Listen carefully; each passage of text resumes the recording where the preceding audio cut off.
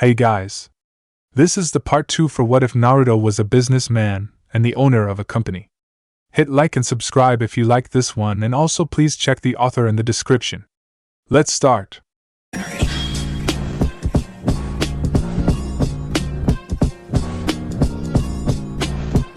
Chapter 3. 3 days later, council room. Sarutobi inwardly groaned while the council had their jaws dropped to the ground. Most couldn't believe their ears. It just couldn't be possible. How was it possible? Granted, Team 7 had the Uchiha on his team, and he was considered the Rookie of the Year. To face Kakashi along with the Demon Brat and win was just astounding, but that wasn't what shocked them. No, they had more or less expected that, but they didn't expect what Kakashi had told them. Can you please tell us that again, Hataki-san? Koharu asked. Right in front of the entire council was Kakashi with his casual look of laziness. He rubbed the back of his head before slightly bowing to the council members and proceeded to answer them, again. It is true. Naruto Uzumaki managed to bring Sasuke and Sakura together. With him as the center, they were able to try and overpower me with their teamwork. Also, Naruto had some kind of weapon. It wasn't like anything I had ever seen before, Kakashi answered, still remembering the deadly Fuma Shuriken that Naruto had. It could be said that not much could surprise the copy ninja, but something like that with so much elemental diversity had just shaken his core. In all honesty, if Kakashi hadn't used his Sharingan to predict the spinning point of the unusual Fuma Shuriken's blades, then he most certainly would have been in the hospital. It could also be said that Kakashi, as well as all other Jounin and Umbu, was up to date with all forms of weaponry that Konoha had to offer, but he had never, and he meant never, seen something like that before. Least of all from the dead last of the academy. The clan heads remained silent. Hayashi just glared harshly at the floor while the others were more contemplating. They were trying to wrap their heads around the very idea of a genin like Naruto actually posing a threat to Dash. No, scratch that, actually posing a challenge to Kakashi Hatake, one of Konoha's best Jounin shinobi. Danzo didn't let it show, but inwardly he had a small grin across his face. Damn it, Hokage-sama, see what you have done! We have to kill it now! It was a match for Kakashi. It's obvious that he'll wage war on us all. We'll die, and it will be your fault for going easy on the brat. Someone shouted at the top of their voice. The civilian council nodded fervently as shouts of killing Naruto came across the room. Kakashi, and Sarutobi winced at the outcries before Sarutobi finally had enough. Silence! He shouted, blasting a ki in every direction, getting the clan heads to shift uncomfortably. The civilians finally decided to shut their mouths as some cowered before the power of the Sandaime. Seeing that he was able to continue, Sarutobi lowered the pressure and turned back to Kakashi. Kakashi, can you give us a description of this weapon? Sarutobi asked. Kakashi nodded and began to describe. Yes, Hokage-sama.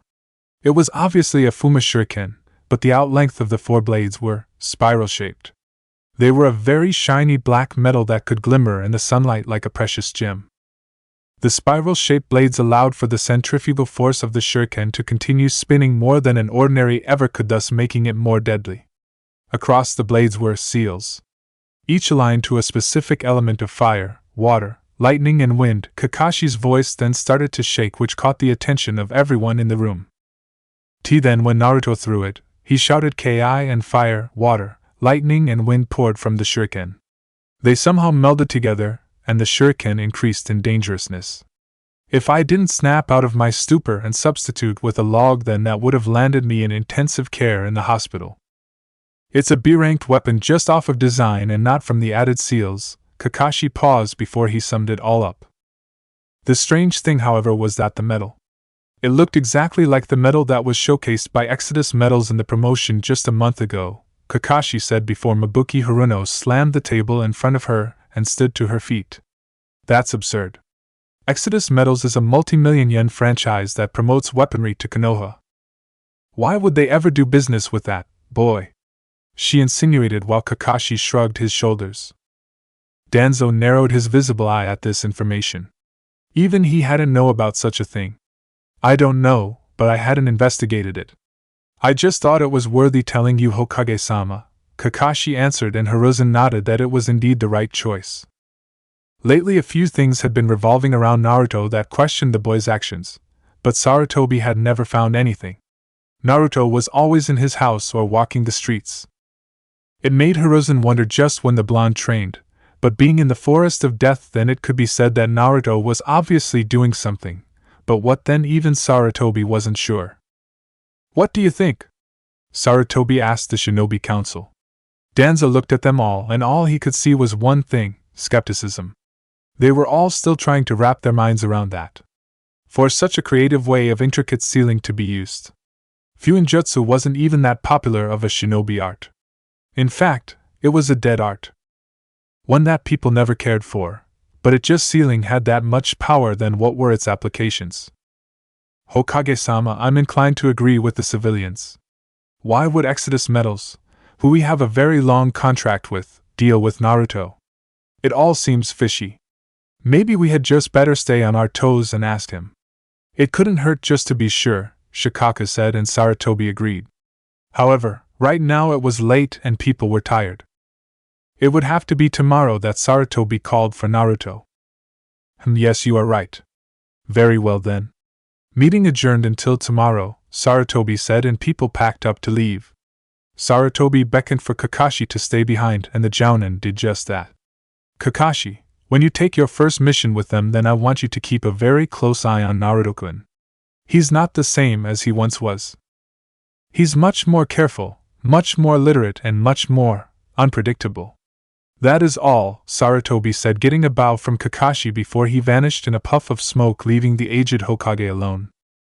Sigh, why does everything have to be so troubling when it revolves around Naruto? Sarutobi wondered to himself before he walked off. With Naruto.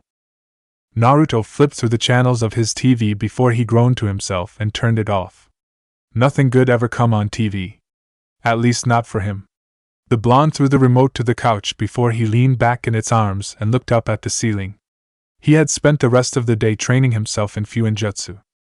He felt that he could take to it much more than mostly not. The academy never taught more than the sealing of objects into scrolls. That is what, they thought, comprised of Fuinjutsu, but they were dead wrong. To think that Naruto could seal elements into a weapon. That made it much more deadly, but he also had other things in his mind. On his table was a report that a messenger ninja had delivered to him. It was from one of his contacts concerning Wave. The threat of Gado's shipping taking over the peaceful country that Exodus Metals tried to make happen. It was nearly successful until someone told Naruto that Gado had disposed of Exodus Metals employees, workers, and supporters.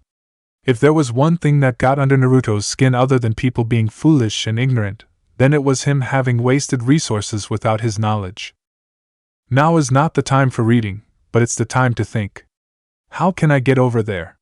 It wasn't as easy as it was when I was 7, Naruto thought to himself. He then felt his stomach get a little heavier, and he noticed Fu, Tuka, and Rinko barking lovingly at him. Naruto narrowed his eyes before he raised his hands and tickled their ears, much to their delight. Rinko, you need more practice with your fire. Tuka, you need more practice with water. Fu, never forget that you're our stability. You all did a magnificent job helping me. Nice work. And that's why I have a reward for you 3, Naruto said as the kids waited eagerly for their present. Naruto leaned up from his couch and slammed the ground. Kuchios no Jutsu, the blonde shouted as smoke appeared. As it settled, the 3 kids looked in awe of a large place set for pets. They yelled their appreciation before they quickly enjoyed their time with their newest toy contraption. Naruto, pleased with their reactions to his latest project, just gave a small smile and got up to get something to drink. As he walked into his kitchen, Naruto glared at a Chakra signature on the top of his house. He sighed deeply before shaking his head. He opened the refrigerator and pulled out a small carton of milk. He poured himself a glass before addressing. Come out before I make you come out. You really wouldn't like that. I don't think Danzo would like that either, Naruto said, and he didn't have to turn around to know that Urutanbu was right behind him. Naruto had a few run-ins with them before, especially after the day that he discarded high foolishness. Sorry for the intrusion, Uzumaki-san, but Danzo-sama has ordered me to give you this scroll. It contains things that will most likely have you on your toes for a little while. That is all. Sorry for bothering you, the Umbu said before it passed the scroll next to Naruto on the counter and vanished out of sight. Naruto glared at the scroll and narrowed his eyes. He reached for it and unfurled it. His blue eyes scrolled the notes from top to bottom, and Naruto just burned the scroll with a match. So, Hatake thinks I'm worth investigating along with Hokage-sama. Very well. I will indulge them a little. I happened a little later than I figured that it would. Well, whatever. Time for the next project. Fu Tuka, Rinko, time to get to work, Naruto called, and the three foxes stopped playing and quickly made their way towards the basement. Naruto opened the door and the four walked through it. Jounin room. Kurenai wasn't pleased as she had one leg over the other. Her red eyes glared heatedly at the wall. She was still going over Naruto's words in her head. Had she been a little prejudiced in her thinking? The Genjutsu mistress couldn't deny that what the young genin had told her had made sense, but something of a high shinobi official like her getting told off by a younger rank was almost unbearable. It also didn't help that that little incident had made its way around Konoha, as some people were looking at Kurenai like she had been in the wrong all her life. Now Kurenai was more than willing to admit her mistakes. Life was an experience, and nothing was ever clearly crystal, but even so, it unsettled her. Oh Kurenai, what are you doing here? Kurenai shook her head from her thoughts to finally pay attention to see Kakashi, Anko, and Asuma coming up to her. They each took their seats around the lounge. Nothing, Asuma. I'm just thinking, that's all, Kurenai said, getting a glare from Kakashi, a frown from Asuma, and a stern look from Anko. Really, Kurenai, are you still bothered by what the brat told you? It's not that you're wrong, but he just pushed you in the right direction, Asuma said, trying to lighten Kurenai's mood. Anko agreed and Kakashi gave an eye smile. Kurenai just mumbled something incoherent before walking off. Asuma and Kakashi sighed while Anko abruptly sat down on the soft furniture. I didn't think she'd be so bothered. The Gaki's good if he could leave her speechless. I'm telling you that it was just awesome. I have never had that much respect of someone younger than me in my life, Anko said while Asuma snorted. Please, the brat needs to learn to respect his superiors. The village hates him enough. He doesn't need more of the shinobi populace hating him also. He's walking a thin line, Asuma reasoned as he took a puff of his smoke. It could stand to be said that the Sarutobi clan were avid smokers or something of that nature. Yes, but you have to admit that the Gaki's got some skill if he even surprised Kakashi the way the guy spoke. Right, Kakashi? Did the Gaki really fuck you over as much as I think? Anko asked, getting Kakashi to pull down his orange book to give a half-hearted glare to the purple-haired Kunoichi. Anko, you are undoubtedly interested in Naruto today. What brought this on? Kakashi asked. Anko blinked before she turned to see Asuma looking at her with a small grin on his face. Meh, don't be ridiculous, Kakashi. I just find him interesting is all. That's it. Who would like him anyway? Anko asked / pouted before getting up and walking to a vending machine. She quickly deposited her money into it before the machine malfunctioned and she aggressively kicked it. Damn it all! Anko said before storming off. Asuma and Kakashi glanced to each other as they chuckled to each other before going about their business. So Asuma, have you asked Kurenai yet? Kakashi asked, and Asuma knew what he was talking about. The Sarutobi Jounin widened his eyes before he looked at his seal and sighed. It's not that easy, Kakashi. Besides, I would like nothing more than to have Kurenai as my partner, but I fear that if I do, then I will lose the happiness that I would want with her. Some of these other guys might be willing to risk their lives, but I'm not, Asuma said, getting a nod from Kakashi. So what about you, Kakashi? I know lots of kunoichi who would kill to be your partner. Are you waiting for something? Asuma asked, and he noticed the look on Kakashi's face twist to regret and sadness. He couldn't mask it fast enough though, and the thing that Asuma noticed was that he wasn't trying to mask it either. Sorry Asuma, I have to go, Kakashi responded, getting a nod from Asuma as Kakashi left, leaving Asuma alone. I never get that guy. What's his deal anyway? Asuma wondered to himself. He shook his head fervently before greatly sighing, leaning back into the couch, and looking up at the ceiling as the smoke from his precious cigarette could be seen. Next morning, with Team 7. Again, thank you for doing this for me. My back is killing me, and it would be gracious if you could paint the fence for little Omi, a woman said, getting an eye smile from Kakashi, a smile from Sakura, a snort from Sasuke, and a blank look from Naruto. Well, that's what we're here for, Kakashi said as they were handed their buckets.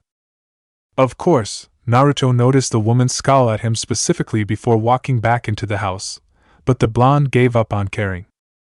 Just deal with it, Naruto, Kakashi said, smiling, and Naruto glanced up towards the Jonin. Just put up with it. Who does this fool think he's talking to?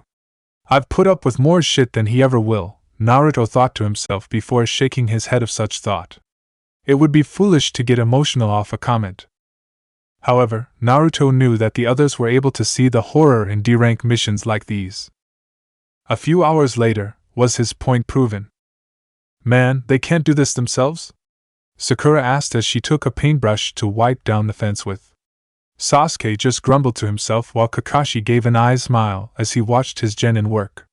They had taken the D-rank mission that was supposed to be, as Kakashi quoted, helping them with their teamwork and to get used to each other. However, both Sasuke and Sakura knew the truth. They knew that this lame-ass chores were just assigned by civilians who didn't have anything better to do and just wanted to be lazy. Kakashi, this had better be worth it or I swear I will kill you, Sasuke grumbled to his teacher. While he was doing this, his family's murderer was out in the world, still breathing, still walking. It pissed him off. Mama, Sasuke, you will understand the purpose soon enough.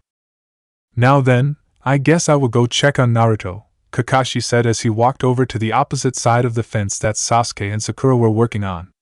It wasn't a long walk and Kakashi saw the entire south side of the fence coated in white paint with Naruto finishing up the edges, but the sight that made him sigh was Naruto, leaning against a tree with a scroll in his hands. Naruto had his eyes closed as he tried kunai balancing with a twist. Naruto now tried to make the kunai spin on his fingertips with his chakra while keeping it balanced accordingly. Kakashi turned his head and he saw Naruto's kits running around along the outer rim of the fence, allowing the other Naruto to work progressively. He then sighed and closed his book before tapping the blonde on the shoulder. Naruto opened his eyes and they slowly formed into a glare before he looked up to see a smiling Kakashi. I'm very irritated right now, Hatake. What do you want? Naruto asked, and Kakashi would have scolded Naruto on respect, but the dark glare he got from the blonde just told him to cut his actions and just talk.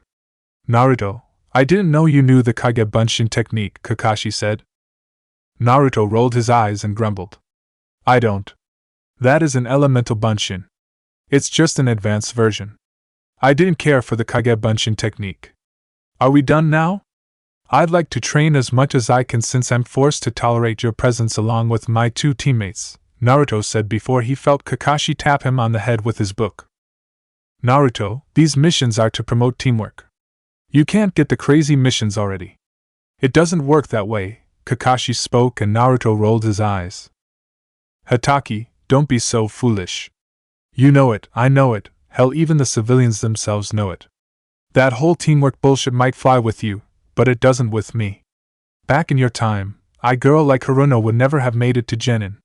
Also, you know that this isn't about Genin getting teamwork. It's just all about Konoha getting as much money as possible, even if it's to demean itself to manual labor of its civilians, Naruto said before he continued. Kakashi eyed Naruto for a little bit, and he noticed the Bunshin finish. It saluted Naruto before it dispelled in water that just fell to the ground. Well, I'm done with my side. Can I go now? Spending any more time here will not benefit me, Naruto said, and Kakashi was more than a little put off. He could deal with Naruto's attitude as he figured it was something akin to young people and their developing, but Naruto was getting out of hand. No, you are going to help Sasuke and Sakura.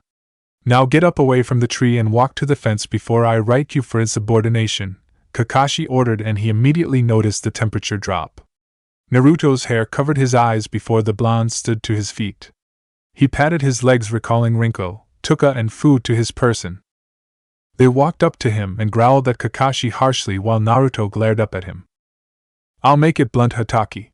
Whatever I do for myself and those important to me. Believe me when I say that you don't want to anger me.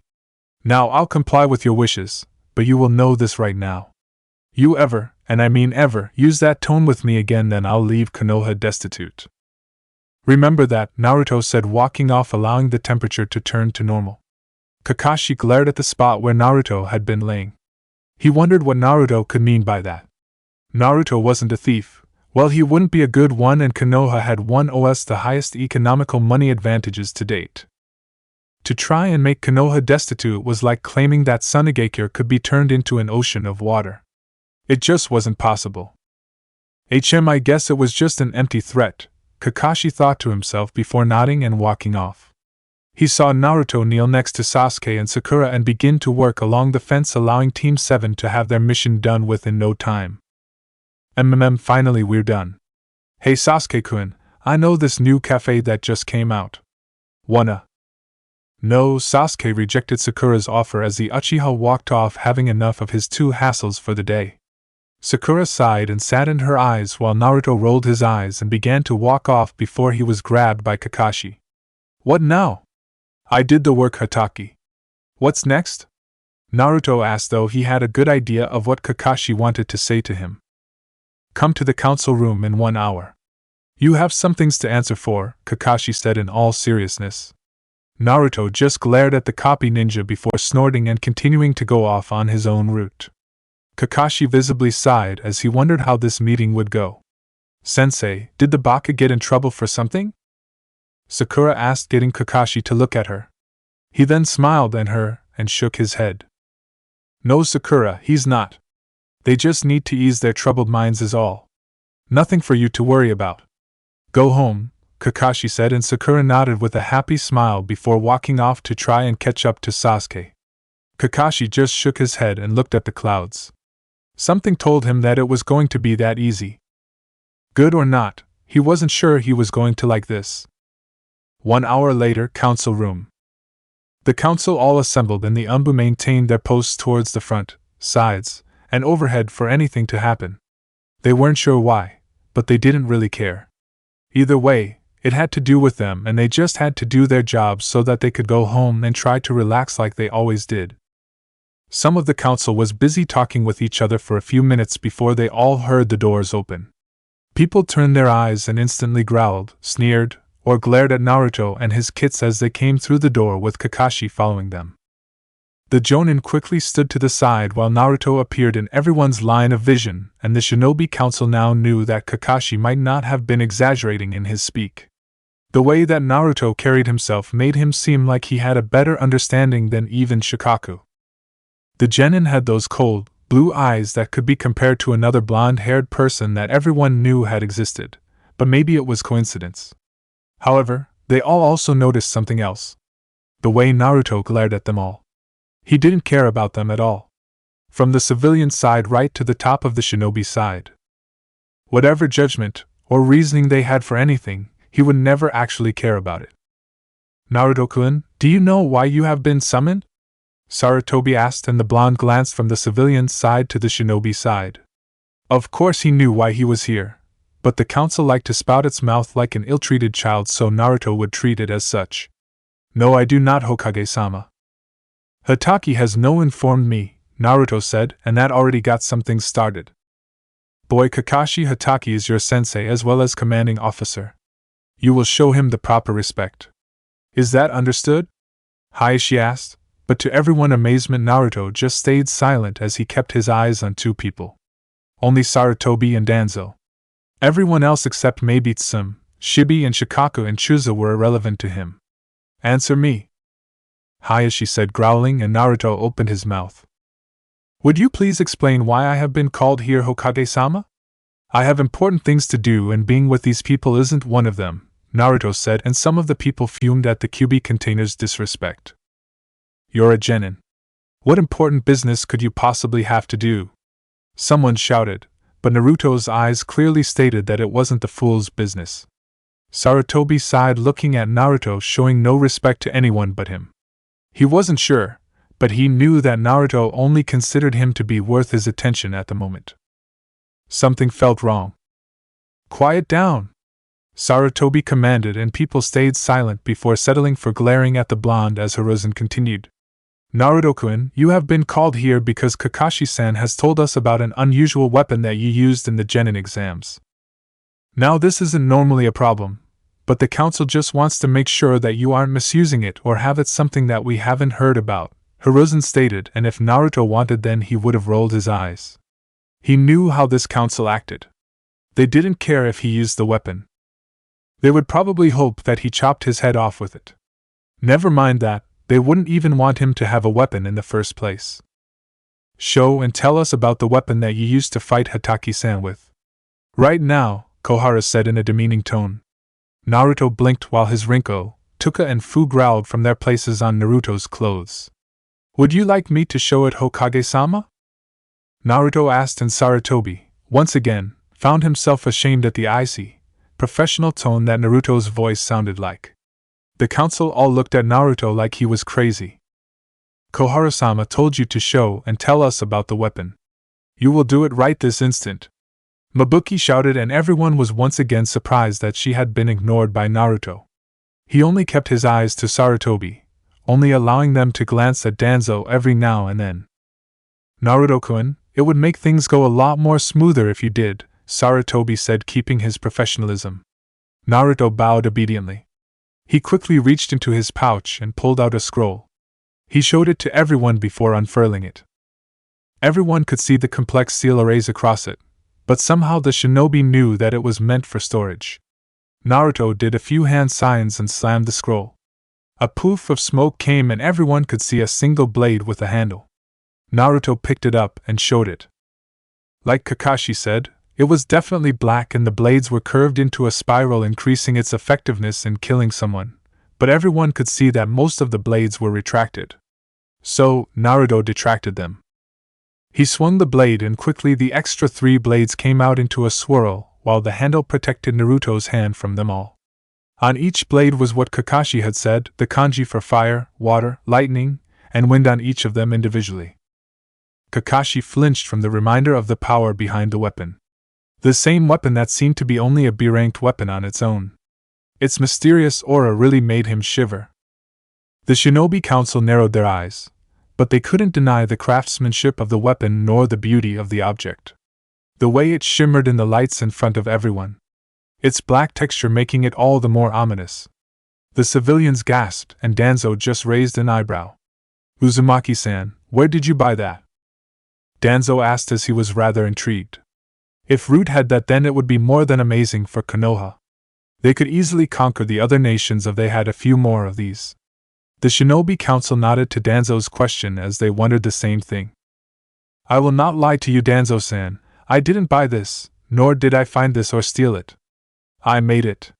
It's my creation, Naruto said, and if people were shocked about the weapon, then the revelation sent them over the edge. That's bull. How could you, a dead last shinobi, create a weapon like that? Hokage-sama, this is preposterous. You should confiscate that weapon and jail Uzumaki this instant. Someone shouted. Danzo already knew Naruto was telling the truth. The blonde might be most things, but a liar he wasn't, unless the situation called for it. Do you honestly expect us to believe that, boy? Hayashi asked, and for once, Naruto turned to him and glared evenly at the man before holding the weapon up. I don't really care what you believe. All that matters is that Hokage-sama believes it. Your opinions mean very little to me. Besides, if I did steal it, then a weapons shop would be on edge about it. They would have come to you about it, Hokage-sama. Not like any of those fools could come up with something like this, Naruto said, and a councilwoman smirked to herself and stood to her feet. Actually, Hokage-sama, one of my good friends from a weapons shop did say that something had been missing as of late. I think he meant that weapon. That Brad is a thief. Arrest him. She shouted, and the council called for the same. Naruto and Sarutobi glared at each other while the Shinobi Council wondered what their little private discussion was about. So, Sarutobi called for the person the woman had mentioned, and a middle-aged man came through the door. Instantly gazing at Naruto's weapon, he widened his eyes. My weapon! Is this where his was? What have you done, you brat? Give it to me! He shouted as he charged Naruto.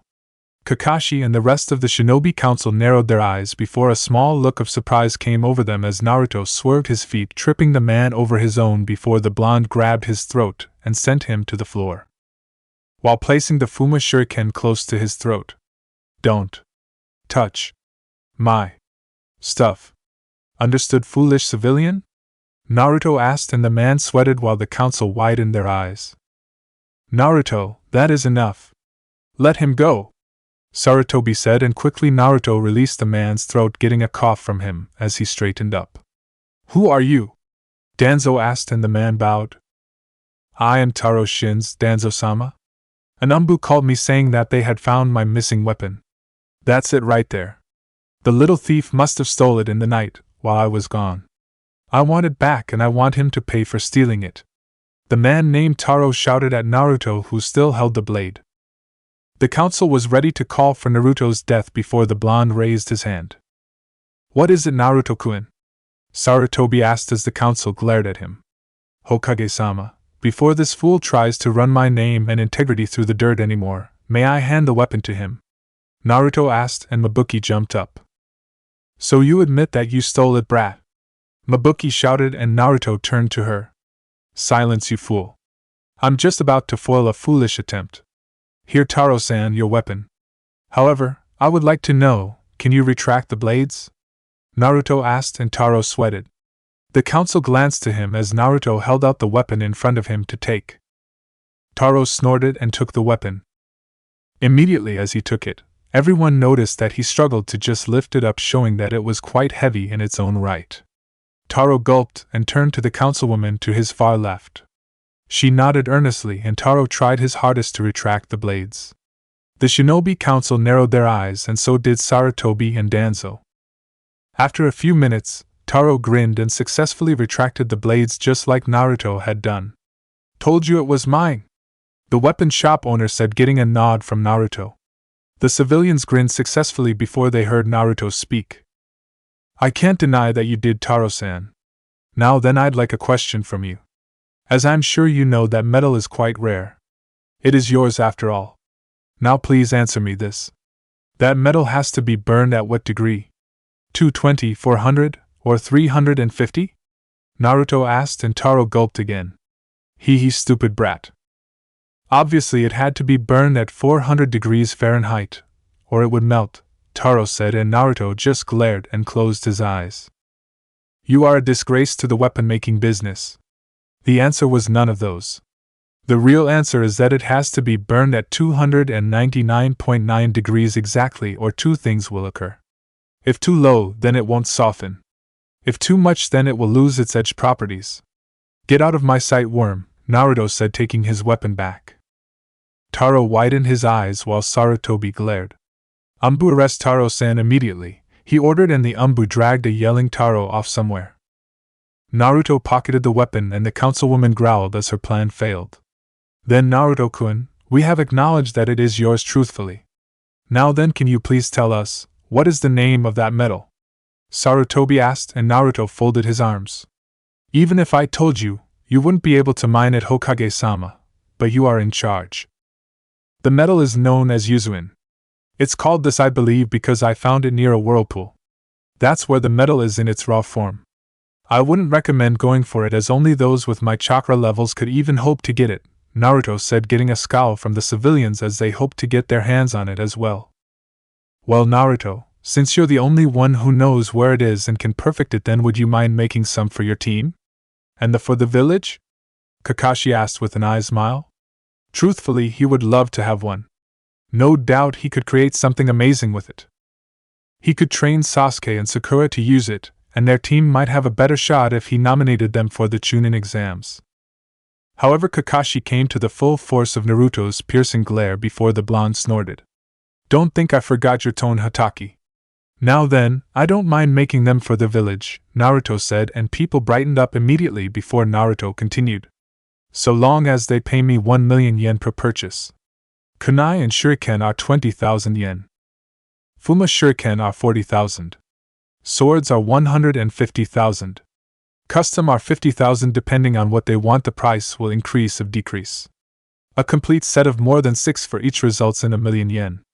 Thank you, Naruto said with a bow, and the civilians dropped their jaws. That's outrageous. That's as much as an S-rank mission. You're crazy if you think that Konoha is gonna, a male merchant yelled before he was silenced by Naruto. Fine, go and try to find the location. Even if you do, then you won't have the permission to go. Also, if you're not a shinobi, then you're dead. Am I excused, Hokage-sama? Naruto asked, and Sarutobi nodded. Naruto, I would like to speak a little later about those prices, Sarutobi said, and Naruto nodded before he spun on his heel and made his way for the door before he felt his shoulder grabbed again. Naruto, we're a team. You made such good weapons. Don't you think it would be wise to share it with your friends and your sensei? I could teach Sasuke and Sakura to use them, and the weapons are really strong. How about it? Kakashi asked. Friends, Hataki-san? Don't be ignorant. I do nothing for free. However, I'm not adverse to helping others. Even though anyone could give a damn about me, but that way of thinking is foolish. So unless you, Haruno, and Uchiha can pull your little money together, then I would kindly ask that you leave me to my work, Naruto said before he, much to everyone's surprise, left the room via Shunshin. Kakashi sighed and civilians roared against Sarutobi about the things that just happened in front of them. Sarutobi could only sigh as he rubbed his temples. This just wasn't his day. With Naruto.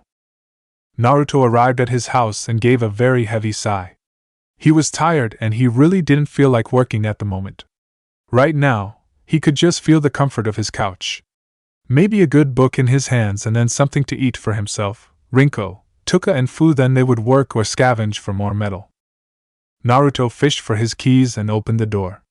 He walked through and the sight made him raise an eyebrow. He saw Anko sleeping soundly on his couch.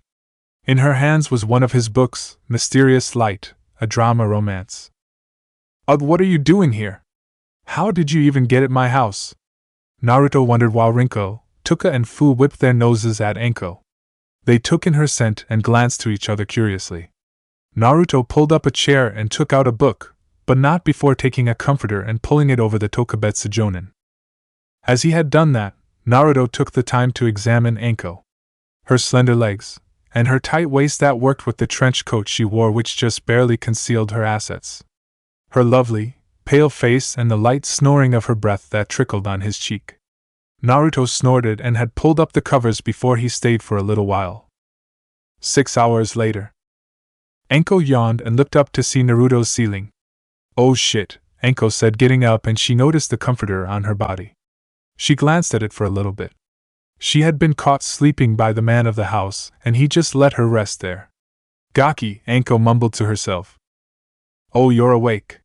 So, glad that my couch was comfortable for you. Anko turned her head fast, and she noticed a slightly beaten-up Naruto with a large scroll on his back. His kits were panting heavily before they laid down on the carpet in front of them. Their fur was wet, and they shivered. However, that was before Naruto placed a towel over them and began to dry them off, letting their fur fan out like normal. I'm sorry for using your... Anko was interrupted by a question from Naruto. Why are you here? Naruto asked bluntly as he continued to dry his kits off. Anko blinked and straightened up her body. Well, I miss you, Foxy-kun. It's been a few days since I've been to your house, which is still neat as always. Didn't I say that we needed to do more stuff? Anko asked while Naruto narrowed his eyes. He just sighed and shook his head. Midarashi-san, it's not really right for you to be here. Don't you have your reputation to think about? You wouldn't want to be associated with the demon brat, Naruto said, and Anko narrowed her eyes. First, Gaki, the name is Anko. Not Midarashi-san. I hate that stuffy shit. Second, I could give a damn about what people thought of me now. They can't do shit anyway. I wanted to come, because I wanted to come. Nothing more or less, Anko said, and Naruto just shrugged it off. Do what you want, he replied. Seeing that the three were clean, Naruto took another towel and wiped the obvious dirt from his face off of his body. Alright, I will then, Anko said, grinning, getting a small glare from Naruto. The blonde heavily sighed and shook his head before he disappeared into the basement with the large scroll. It had only been a few minutes, but he then returned only to be grabbed into a headlock by Anko. So since I can do whatever I want, then I want you to buy me a drink, Anko said, and Naruto snorted. Why should I? He asked, and his response was a glare from Anko. Because I can pull rank and force you to. Isn't that right, Foxy-kun? Anko asked. Naruto's response was to grab Anko's arm and unheadlock himself. 1. You couldn't force me to do anything. 2nd, I don't give a damn for rank. Using such a thing instead of using reason is foolish, Naruto returned. Anko glared at him before she sighed and begged. Oh, come on. It won't be long. Nai-chan is gone, Kakashi wouldn't take me for shit, and anyone else is a limbic faggot. It's not like I'm telling you to fucking date me. Anko shouted, and Naruto paused. He looked at the ground before he noticed Rinko and took a looking at him. They butted their heads against his legs, telling him to go. Stop your shouting. Alright, fine. I'll go. Got nothing to do here anyway. Just let me change, Naruto said, and Anko nodded happily. Naruto disappeared upstairs and in a few moments came down wearing a blue shirt and black shorts. He led Anko out of the door, and to his surprise Anko shot off through the forest with Naruto not far behind her. They raced across the trees, and Anko was surprised that Naruto could actually keep up with her. It was another thing that she had found to be amazing about the person behind her. Naruto didn't even look winded. Not bad. Let's see a little more, Anko thought before she grinned and vanished in a flash of speed, leaving Naruto behind. The blonde narrowed his eyes before a small grin appeared on his face. Interesting. Anko hopped through the trees in a blazing speed before she made it to the gates. The Tokubetsu Jonin huffed and leaned against the metal. Sucker, she said before she felt a tap on her shoulder. Too slow, Naruto said next to her, and Anko widened her eyes considerably. Not bad for a brat, Anko said, and Naruto just took it sparingly. They stopped the run and just casually walked towards the village. Somewhere else. Man, I tell you, Kurenai-sensei was brutal during training today. I wonder what happened to her, Kiba said while Shino and Hinata stayed silent. They didn't say anything. However, they couldn't deny that what the Inuzuka said did hold to truth. Kurenai had been sort of hard in the training. Mostly on Kiba for some reason, and she always seemed to be muttering to herself. They were lucky that she got called away on a mission and wouldn't be back for a good little while. So, what do you guys want to do? Kiba asked. I have to go home soon. Ootosama said that I should, Hinata said shyly, getting a nod from Kiba and Shino. Oh really? Well, that sucks, Kiba replied. Isn't that Naruto-san? Shino asked. At the mention of Naruto's name, Kiba and Hinata quickly turned their heads as they did notice Naruto in the streets. They could see some people muttering to themselves, while Kiba and Hinata, much to their confusion, could see a woman walking next to him. She was obviously taller than him, but she was still talking like they had become the best of friends. What the hell? Who's the babe, and why is she talking to that loser? I'm better than him, Kiba shouted while Hinata just looked on sadly. However, inwardly, she was growling and clenching her clothes. Shino didn't seem to have an opinion whatsoever. Hey guys, what are you looking at? Shino turned his head as he noticed Shikamaru, Chuji, and Ino walking up to them. Hinata pointed a shaking finger in front of her as Team 10 looked. Shikamaru raised an eyebrow while Ino gaped. Chuji just ate his chips as Ino shook her head. Is that woman blind? She's with the class loser, Ino shouted, getting Kiba to nod. Maybe Naruto is trying to get a partner. Besides Sakura-san, he's the only one to not be from a major clan, Chuji said, and everyone seemed to accept that before Kiba snorted. Please, I'm more of an alpha than that asshole is. What would she see in such a loser? Kiba asked, and no one could say anything. Troublesome is what is it? Well, except for that, courtesy of Shikamaru and Nara. Ino suddenly grinned and rubbed her hands together. Let's follow them. She opted, and everyone else except Shino, Shikamaru, and Chuji agreed. With Naruto and Anko. Anko grinned happily as her blonde companion had followed into step with her. Naruto had his hands in his pockets, just letting Anko guide him through the streets of Konoha. She didn't even mind the stares of the people against her and Naruto. She was used to such shit, and Naruto didn't seem to care about it either. He just took it all in stride as always. So, where should we go? Anko asked, and Naruto snorted. I was here to just buy you a drink. Once that drink ends, then I'm out of here, Naruto said, and he noticed Anko's grin lessen. It then quickly shot up and the blonde glared. Fair enough. Hey, come on, before you buy my drink, how about we play a game? Anko asked, and Naruto rose an eyebrow before he felt himself dragged into a casino. Naruto rolled his eyes as they entered. Why would they go in there? This doesn't seem like a date, Ino said while Kiba snorted. Would you expect the dobe to know how to do a date? Kiba asked, and Ino shook her head laughing. However, both could feel the slowly, but steadily rising Ki from Hinata, who had her Byakugan active. Come on guys, this is troublesome. Let's just leave them alone before we get in trouble, Shikamaru said to them. This could be an interesting development, Shino said, adjusting his glasses. Shikamaru groaned as the two squads tried to enter into the establishment before they were pushed out of the way by a guard. Read the sign, brats, he said, and they looked to see a sign that say no one younger than 16 is allowed to enter here. Ino growled, and so did Kiba. Then what about the dobe? He's our age and he got it with that purple-haired lady. Kiba protested, and the bodyguard raised an eyebrow. He went back a few minutes, and indeed he did notice a blonde kid about their age going in, but he also noticed. Oh well, sorry about that. She's one of our members here, so she's allowed certain privileges. Better luck next time, brats, he said before he casted them away. Teams 8 and 10 growled before they decided to wait near a shop for them to come out. Meanwhile, Naruto and Anko entered the casino to see people playing before she grabbed him and took him through the slots. You brought me here to play slots? Naruto asked. To him, gambling was for the weak. Those who couldn't get money on their own, or those who were just as irresponsible as they came. However, he had dabbled in it, and it could be said that he had a reputation. Hey, isn't he that guy? Oh man, doesn't that woman know who she's with? Oh man, where are they going? We've got to follow, some people said as Anko noticed a large crowd of people gathering.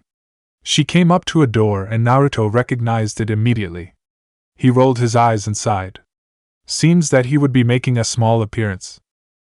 Hey you, we want a match in the back, Anko said, grinning, and a man guarding the door they wanted glared to her. Sorry, but the tournament is already going on. You'll have to come back, la. Tur. Oh, forgive me, Golden Fox-sama. You are always welcome. Please write this way, the man said, and for once, instead of his kits, Naruto gave a small smile. Takashi-san, that's enough. I'm just doing this as a favor to a certain woman, Naruto said, glaring at Anko, who just blinked. Takashi nodded his head earnestly before he brought Naruto and Anko through the door. I'd like to present Golden Fox-sama, he shouted, and people immediately stopped playing and glanced towards Naruto. Glaring at him was a gruff man who was smoking a cigar. He smirked at his open table. Right now he was currently enjoying his winning of the tournament that he had just participated in, but he never imagined a legend to make an appearance. This is the Golden Fox? But he's just a damn kid. Hee, this will be easy, the man thought to himself with a nod before Naruto walked through the crowds. Anko still seemed surprised that Naruto could be well known in a well-kept casino. It didn't make sense to her, or rather it had made her put up another page in the things that she didn't know about Naruto into her head. She would find out his secrets. He intrigued her unlike the other brats she had met. Yo, Golden Fox. Haven't seen you in a long time, a man in a suit said before Anko noticed his glare turn ice cold. Are you still with those damn bastard foster parents of yours? He asked, dealing the cards for Naruto and the tournament winner. Anko raised an eyebrow at what he meant by that, but Naruto responded. Those fools are long gone from my life.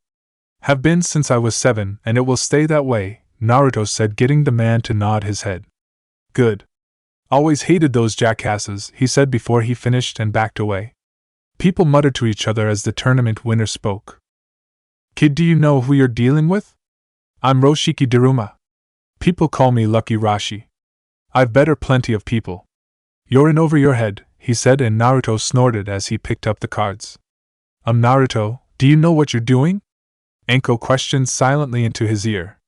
Naruto just shrugged his shoulders. Is that right? Well then you won't mind playing me in some poker.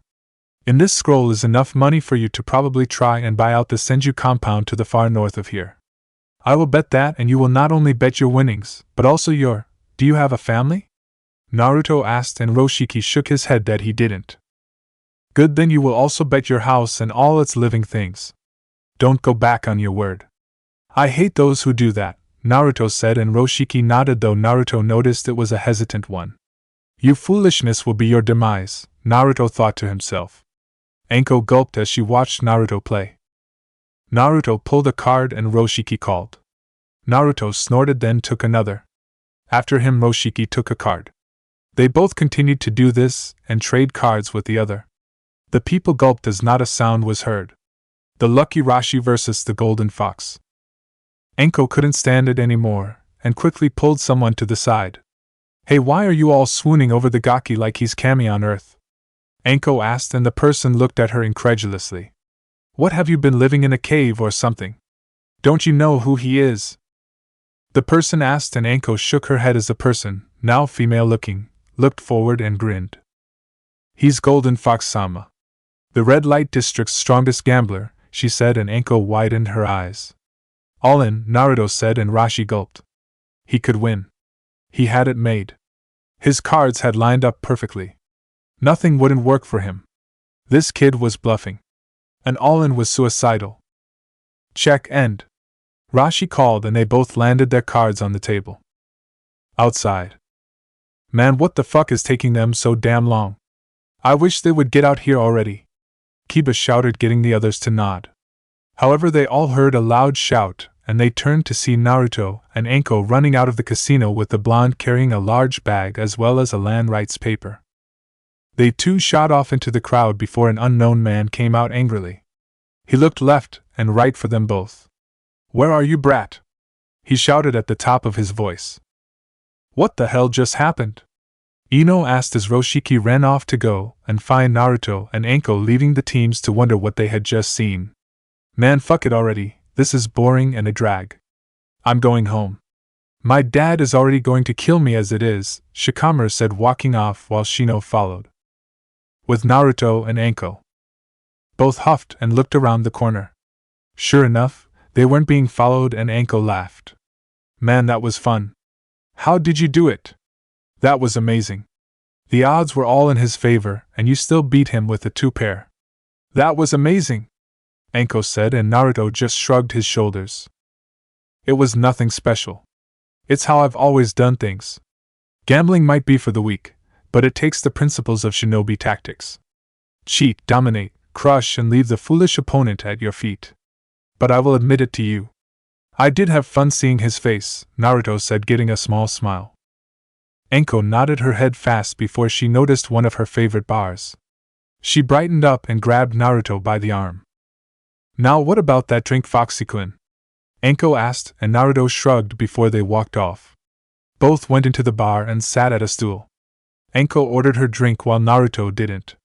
He didn't drink, and more than likely he wouldn't either. Drinking impairs judgment, and that gives rise to mistakes. It was foolish. Anko took a sip of her drink and smiled. I guess I should thank you. I didn't need to get today, Naruto said unexpectedly. Anko glanced towards him, and she noticed him staring at nothing in particular. Think nothing of it, ga. Naruto. We're friends, right? Anko asked, and Naruto snorted. Friends, huh? I don't know that word enough. It's weird to me. Even Rinko, Tuka, and Fu aren't my friends. I feel like I'm their father mostly. They don't have anyone, and I adopted them. I care twice as much about them as I ever will for my so-called teammates, Naruto said, and Anko sighed. That's a shame. I think you're awesome company, Anko admitted. Well then, you're the only one. Why are you even here right now? Why break into my house? Why do any of that shit? Naruto asked. He wasn't sure why, but he just felt talkative at the moment. Why? Well, I didn't have a reason for it. Well, I guess I can't say that. You are a genin, and yet you never asked anyone to be your partner. Why not? Anko asked, though she could fathom a guess. Don't be a fool, Anko-san. You really think anyone would care to be my partner? I don't need a partner either. I've survived this place for 13 years. I'll be damned if I couldn't take it now, Naruto answered. You know I thought like you. I thought that I didn't need anyone either. I thought that everyone was out to get me. I hated it, but I've got friends. Though I don't have a partner, Anko said, and Naruto turned to her. He saw a longing look in her eyes, but it was replaced instantly. Really? I thought you were the great and sexy Anko-sama. You gonna be picky? Naruto asked, and he lightly flinched as Anko jabbed him in the shoulder. No, brat. I'm not picky. I just refuse to trust anyone to have my back again. Besides, who truly wants to be the partner to the snake bitch? Anko said, keeping most of it silent and to her own. She quickly downed the drink before she asked for another shot. Outside, 2 hours later. He's in there, Roshiki-sama. Do you want us to go and fight him now? We'll tear him apart and leave his body for the buzzards, someone said while Roshiki held a large weapons. He pounded it into the ground and grinned. You're going to regret making a fool out of me, Golden Fox, he said with an insane grin. Back inside. And hats whhyyyy when I get stronger, hick. I'll zone was bosses, Anko said drunkenly while Naruto sighed. He shook his head before he paid the bartender to allow them to leave. Yeah, whatever you say, Anko-san. Let's get your drunk ass home, Naruto said to himself as he quickly grabbed Anko and picked her up. Naruto and Anko exited the bar as the blonde huffed to take her home. Oh wait, he had no idea where the fuck she lived. Man, you couldn't have passed out after I figured out where you lived? Naruto asked before he dragged Anko through the streets. Naruto-kun, give me a kiss! Anko said, and Naruto growled before managing to hide a blush from his face. He shook his head and continued on. Naruto walked through the village asking people for Anko's place, which he was happy that they were too confused to see a genin lugging around a jounin to really know just who they were talking to. Finally talking to a busy someone who knew Anko, they gave him directions to her house, which just so happened to be an apartment complex. Naruto dragged Anko up the stairs as Anko started to sing. Nar Yuto, won't you shed your skin for Emmy? I will charma sna can make a sweet escape. Won't you dance for me, oh Naruto? You rule over Konoha. I will charma sna can make a sweet escape. Oh Naruto, won't you shed your skin for Emmy? Anko sang while Naruto brought Anko to her door. Fucking finally. Now then, foolish woman, time to get you in your room so I can leave. Naruto searched Anko's pockets before he widened his eyes. No keys. The blonde groaned and resisted the urge to shout at the top of his voice at whoever was mocking him at the moment.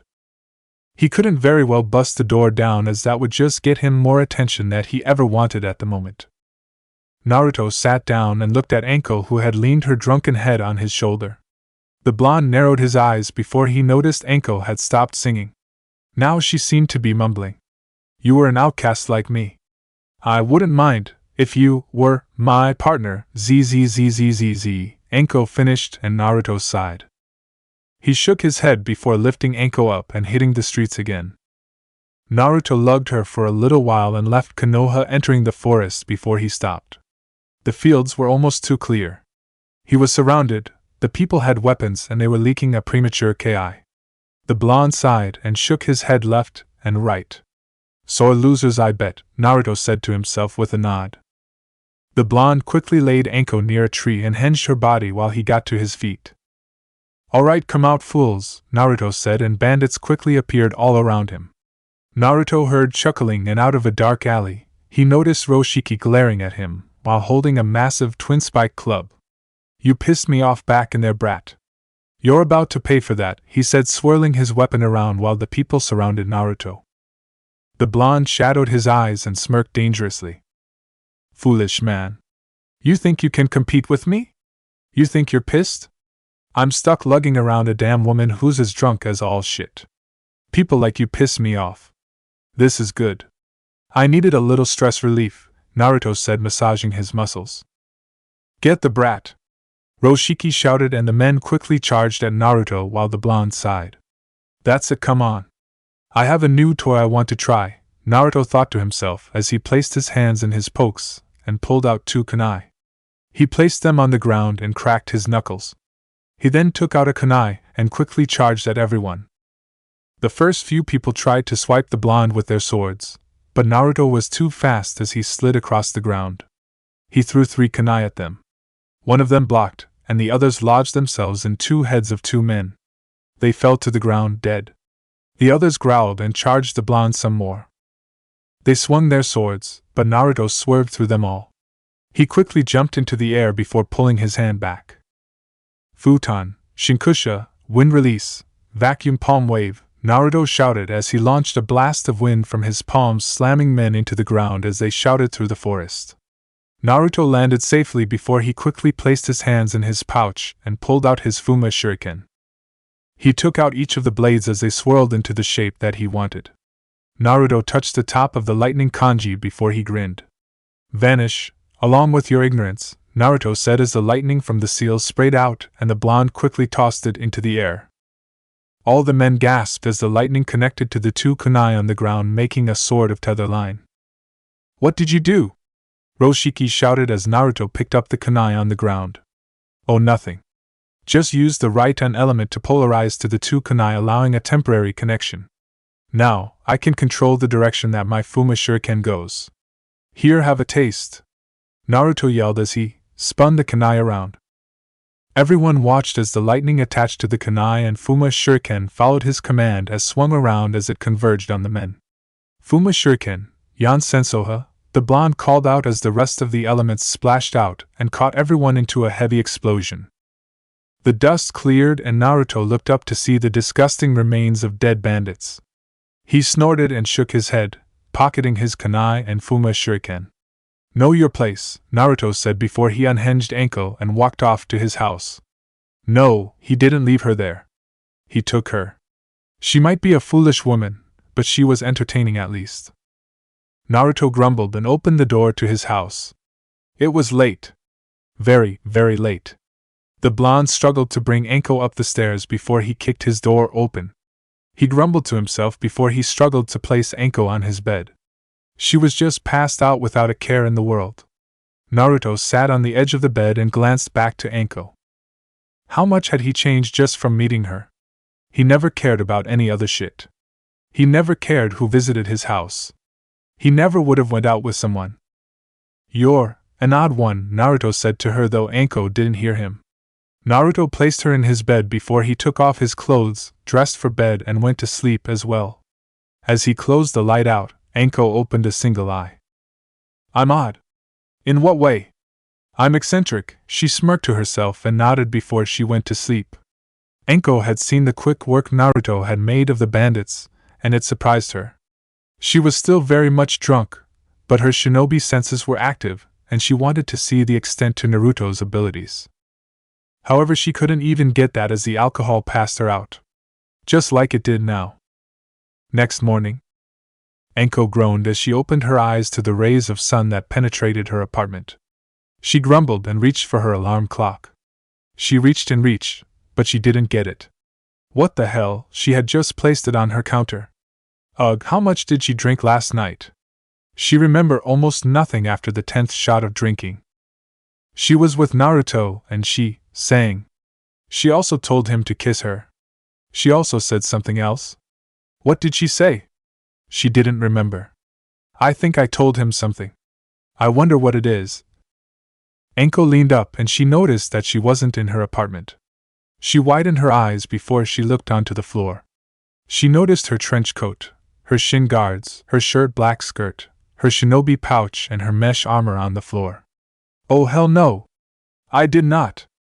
Anko said before she looked under the covers. She was only in her bra and panties. Oh fuck, the brat didn't, Anko trailed off. She turned her head and she noticed a mop of blonde hair sleeping next to her. Anko jumped up from the bed, unintentionally waking Naruto up. The blonde yawned and rubbed his eyelids. You know. You need to learn to stop wiggling in the bed. You know the lack of sleep I lost?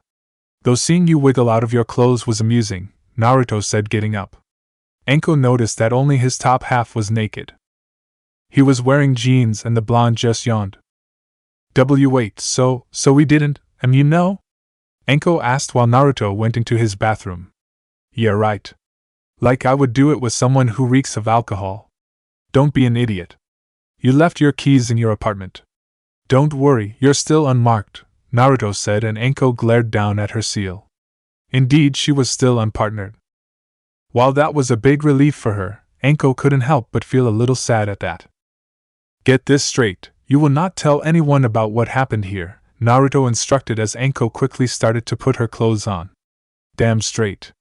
Don't need you telling your friends how you got an easy lay when you didn't, Anko said before she widened her eyes. Naruto didn't respond and Anko peeked inside. I didn't mean it like that. Sorry, Naruto. I just wouldn't want to do it with someone that I didn't know, Anko said sort of palely, and Naruto snorted. Forget it. I know what you mean. Just drink your hangover medication, get some breakfast from the fridge, then you can leave. I've got shit to do, Naruto said, and Anko blinked. Say, Naruto, do you mind telling me, what work do you do? Anko asked, and Naruto walked out of the room with his hair sort of wet from rinsing it out in the sink. Ask Hokage-sama, he'll tell you, Naruto said, and Anko just nodded before Naruto left the room. Anko sighed and rubbed the back of her head. The brat's cheeky, I'll give him that, but he's definitely on the ball. But he's wrong. I don't need a partner. I just need to get strong enough that I can watch my own back. I've always done it since that damn snake left. I won't be betrayed again, Anko said, glaring at the ground before she continued to get dressed. Like Naruto, she had shit to do also. Right now, she was grateful for hangover medication. Chapter 4. So that's why you asked me about what Naruto-kun meant when he said that you should see me. Well, I suppose that makes sense. You didn't know about the council meeting that we had yesterday during that time, Sarutobi said as Anko stared at him with a very curious gaze. She had long since left the Forest of Death and Naruto's house behind to go and speak with her Hokage. Luckily the old man wasn't busy, so Anko could pop in, but she couldn't stay for very long. She did have her own work as the INT department in a few hours. Nodding her head to Sarutobi's statement, Anko said, Yeah, what did the Gaki mean by that? Anko asked, and Sarutobi took a puff of smoke from his pipe before the smoke filled the air. This, of course, didn't bother Anko as she had been around such things all her life. Right now she would just be patient and allow her village leader to gather his thoughts on the matter. Naruto-kun, apparently, makes weapons, Sarutobi said simply. Anko blinked and placed a hand on her hip, letting her trench coat sway for a little before settling. Why would he do that? Konoha has some pretty good weapons makers. Don't you think that's unnecessary of the Gaki to do so? Anko asked. Sarutobi shook his head as, in his mind, he probably knew why the blonde had done so. It had really saddened him a great deal, but to sate Anko's curiosity he decided to tell her also, though he knew that she wasn't going to like it.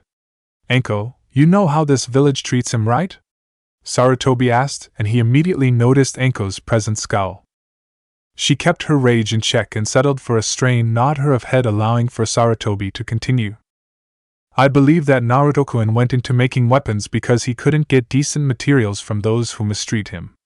I have no idea who he even managed to pick up the craft, but he's basically a genius at it, Sarutobi said, and Anko blinked. Genius? Now I know he's far from the dead last that I thought he might have been. Hell, he's not even worth being called dead last if you allowed him to live in the Forest of Death. Even I wouldn't do that, Anko countered, get a small sigh from Hiruzen. I know. Even now I think this is a lapse in judgment, but it was the best idea at the time. I hadn't even considered it. Naruto-kun was the one who did, and he carefully provided reasons as to why this was not only best for him, but for the village as a whole. Needless to say, but I couldn't find a fault with it, and it shows that he can keep to himself. Anko, the way he makes his weapons, they surpass those of the current weaponsmiths, Sarutobi said, but Anko didn't seem very surprised. She had tried to remain neutral to it all, but Sarutobi's experienced eyes could see the confusion in her eyes. During the council meeting, Naruto told me that he had discovered a new type of raw metal known as Yuzuin. He said that it is called that because it is found near whirlpools in its raw form. The council tried to petition Naruto to build weapons for them, but Naruto obviously takes his craft very seriously. He told them the prices, and this got less than happy results. However high the cost is, I can't deny that people will get their money's worth out of the weapon. From the Fuma shuriken that I had seen, it was more durable, more deadly, and capable than any shuriken that our weaponsmiths could make, Sarutobi said, and Anko nodded. But that would put him with Exodus metals, wouldn't it? Anko asked, and Sarutobi shook his head. I wouldn't go that far. Naruto-kun says that he hasn't been doing it that long to be able to even begin to try and duplicate their work, but I'm sure that if Exodus metals ever took a glance at Naruto's work, they would hire him on the spot, but I can't allow it. He's a shinobi now, and his first priority is the safety of the village. Hiruzen finished crossing his fingers into each other, and he narrowed his eyes when he heard Anko's huff. Yet protect the village, that is the cause of your pain and suffering. I wouldn't be surprised if he did just up and quit then leave, Anko said more to herself, but Sarutobi took it seriously. Although somewhere in Anko's mind, the idea of Naruto ever actually leave had unsettled her. She didn't know why. Well, whatever. Thank you, Hokage-sama. Sorry for disturbing you, Anko said, and while Hiruzen wanted to talk some more, he didn't push any more issues and just allowed Anko to leave. Anko bowed her head before closing the door to the room. Sarutobi sighed as silence covered the entire room. He looked out into the direction that the forest of death was in, and closed his eyes, silently praying that everything would go well for Naruto for some reason. Naruto's house basement. Sparks flew off in front of Naruto's cold eyes as his hands worked tediously at what he was holding. The blonde narrowed his eyes before he turned his head, and he noticed a large flame furnace with fire and a large piece of metal inside of the furnace. Since having Anko leave, Naruto had rolled up his sleeves and went into his work clothes. Before their last D-rank mission had ended, Kakashi had told them all that they were to meet up at Training Ground 7 at 9 o'clock. It was currently 10 o'clock for Naruto. He had another 2 hours before his sensei would arrive, so he took it upon himself, and the foolishness of his sensei, to work on another project that had taken him more than quite a few months to try and accomplish. This wasn't like his Fuma shuriken that he and his kits could get done in 2 days. No, this had to be more precise. Naruto felt the flames in the furnace diminish, and he quickly spoke. Rinko, raise the temperature of your fire by 10 degrees. Tuka, once it reaches there, then give a short burst of water, Naruto ordered. Around the room Rinko and Tuka yipped as Rinko opened her mouth and a fire escaped from it.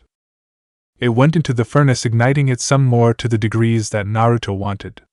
Once that was done, Tuka took her turn and blasted water into it, allow for steam to escape and enter the air. Sweat dripped from Naruto's face as he was currently holding scissors. He made precious snips to some leather gloves for a small opening. Fu, harden your tail, Naruto said, and Fu yipped as the black, male fox raised its tail in the air. He channeled his chakra around it, and Naruto nodded. Fu went and slammed the chakra-enhanced tail to a piece of Yuzuin to the corner of the room, getting it to shatter. Naruto had taken it upon himself, over the years, to teach his kits how to use chakra like the Inuzuka dogs. They were still quite off with it, but they made up for it with their stamina. They were all hard workers and none complained when Naruto trained them. It was all for the sake of their father that they endured it all with him. They were happy to be this helpful. It had been at 11 that Naruto had allowed them to enter his basement. He was so proud of them.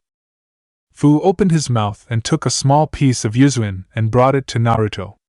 The blonde knelt down to take it, and patted Fu's head softly before he took out a kunai and sliced the small bit of rock.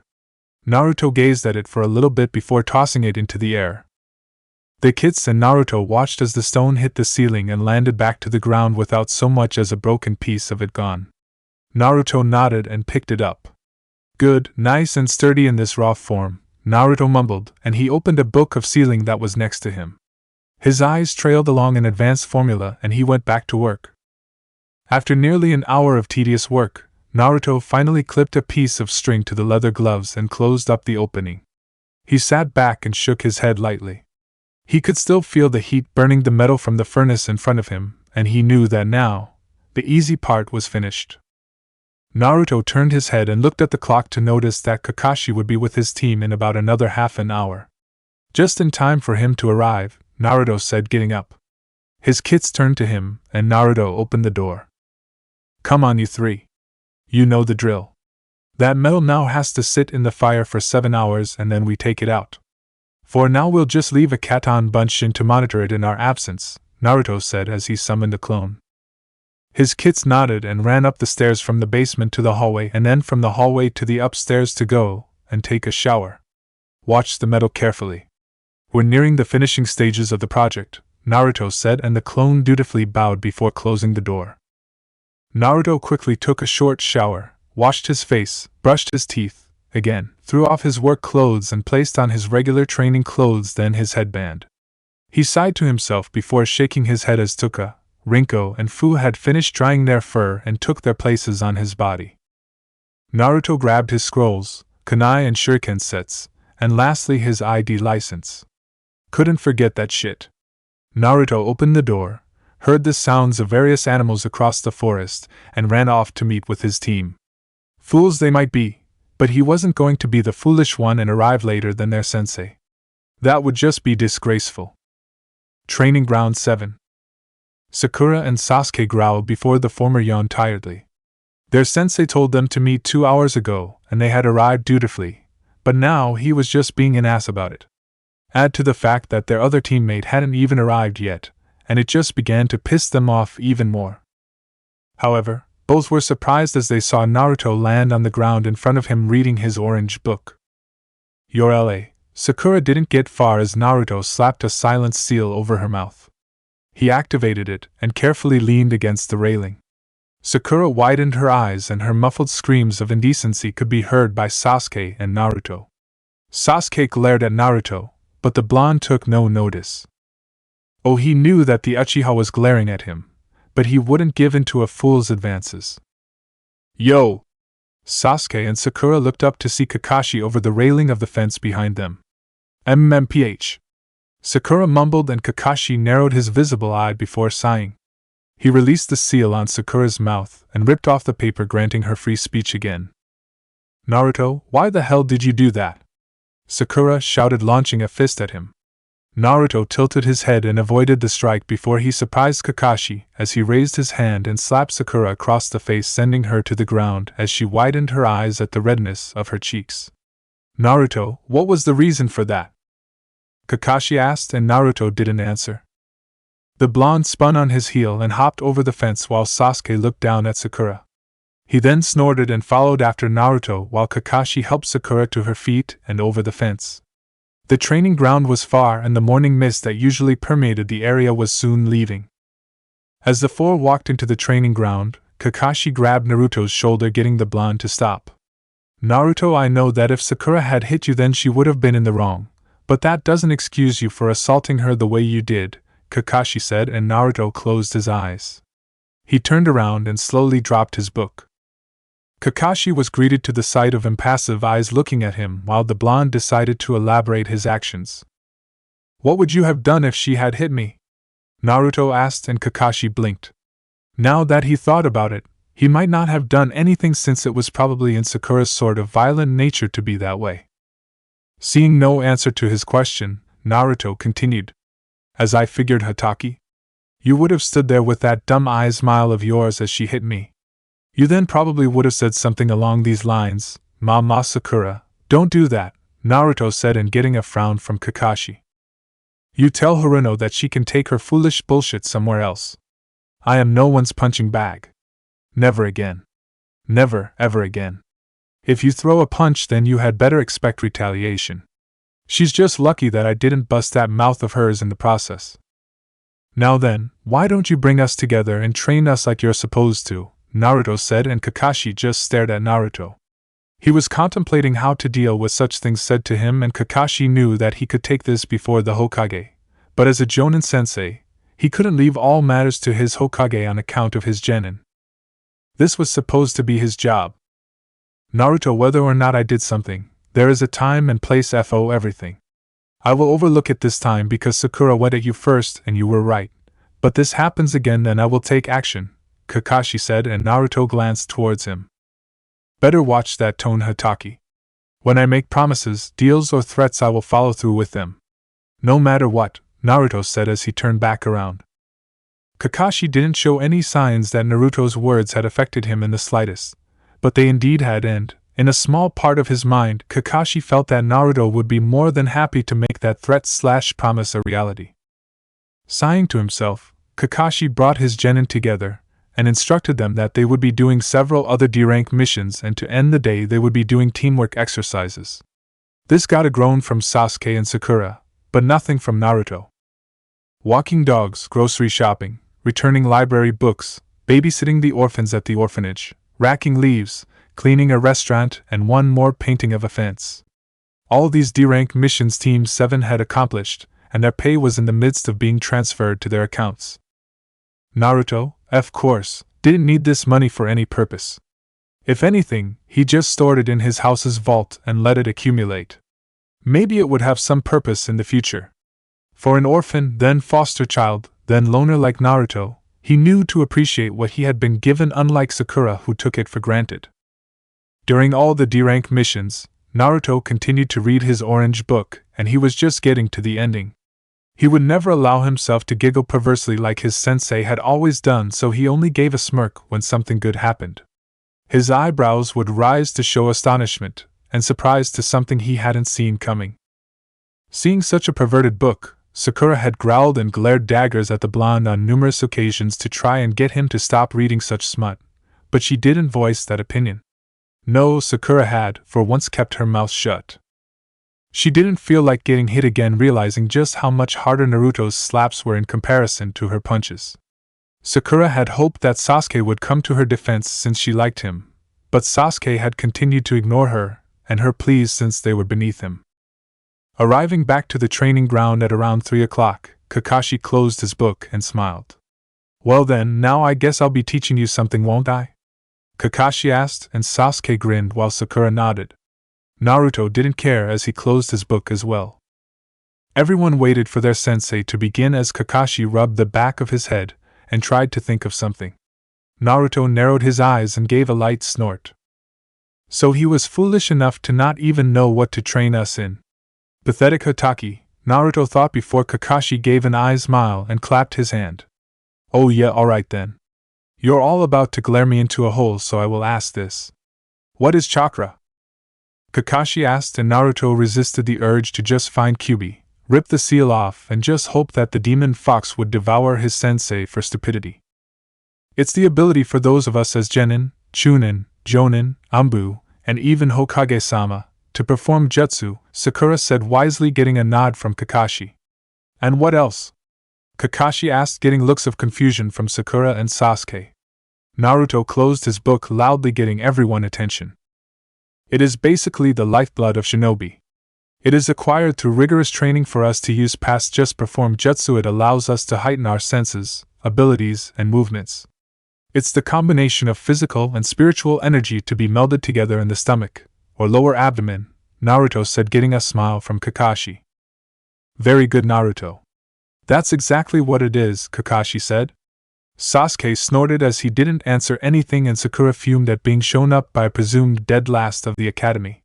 She knew his grades. How the hell was he smarter than her? It was so stupid.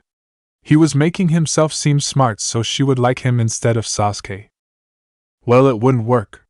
Not at all. I suppose I want you all to get started on some chakra control exercises. I wanted to teach a bit of teamwork, but a shinobi is more than a team. He needs individual skills. Otherwise, how can you find a good partner? Kakashi asked, and Sakura blushed as she imagined herself and her crush kissing, then becoming partners. Sasuke would use her talents for his goals, and she would be much closer to him in return. For Naruto, this was nothing new, as the Sandaime had spoken with him about it. So what are we going to do? Who cares about control as long as you perform the jutsu? Sasuke asked, and Kakashi shook his head. No, you must master the basics first, and the first basic here is... Kakashi stopped midway and approached a tree. He carefully walked up it, getting surprise from Sakura and Sasuke, but only annoyance from Naruto. He hung upside down from a branch and smiled. This is tree climbing. You must focus a fixed amount of chakra to your feet, and use that to climb a tree without using your hands. If the flow of chakra is too weak, then you will lose your footing on the tree and fall off. If it's too strong, then you will be pushed away from the tree, causing the tree to break around the point of contact, and you will fall. If you can master this technique, then you can master any jutsu, Kakashi said, getting a glare from Sasuke, a smile from Sakura, and a roll of the eyes from Naruto. Use your kunai to mark your progress and continue from there.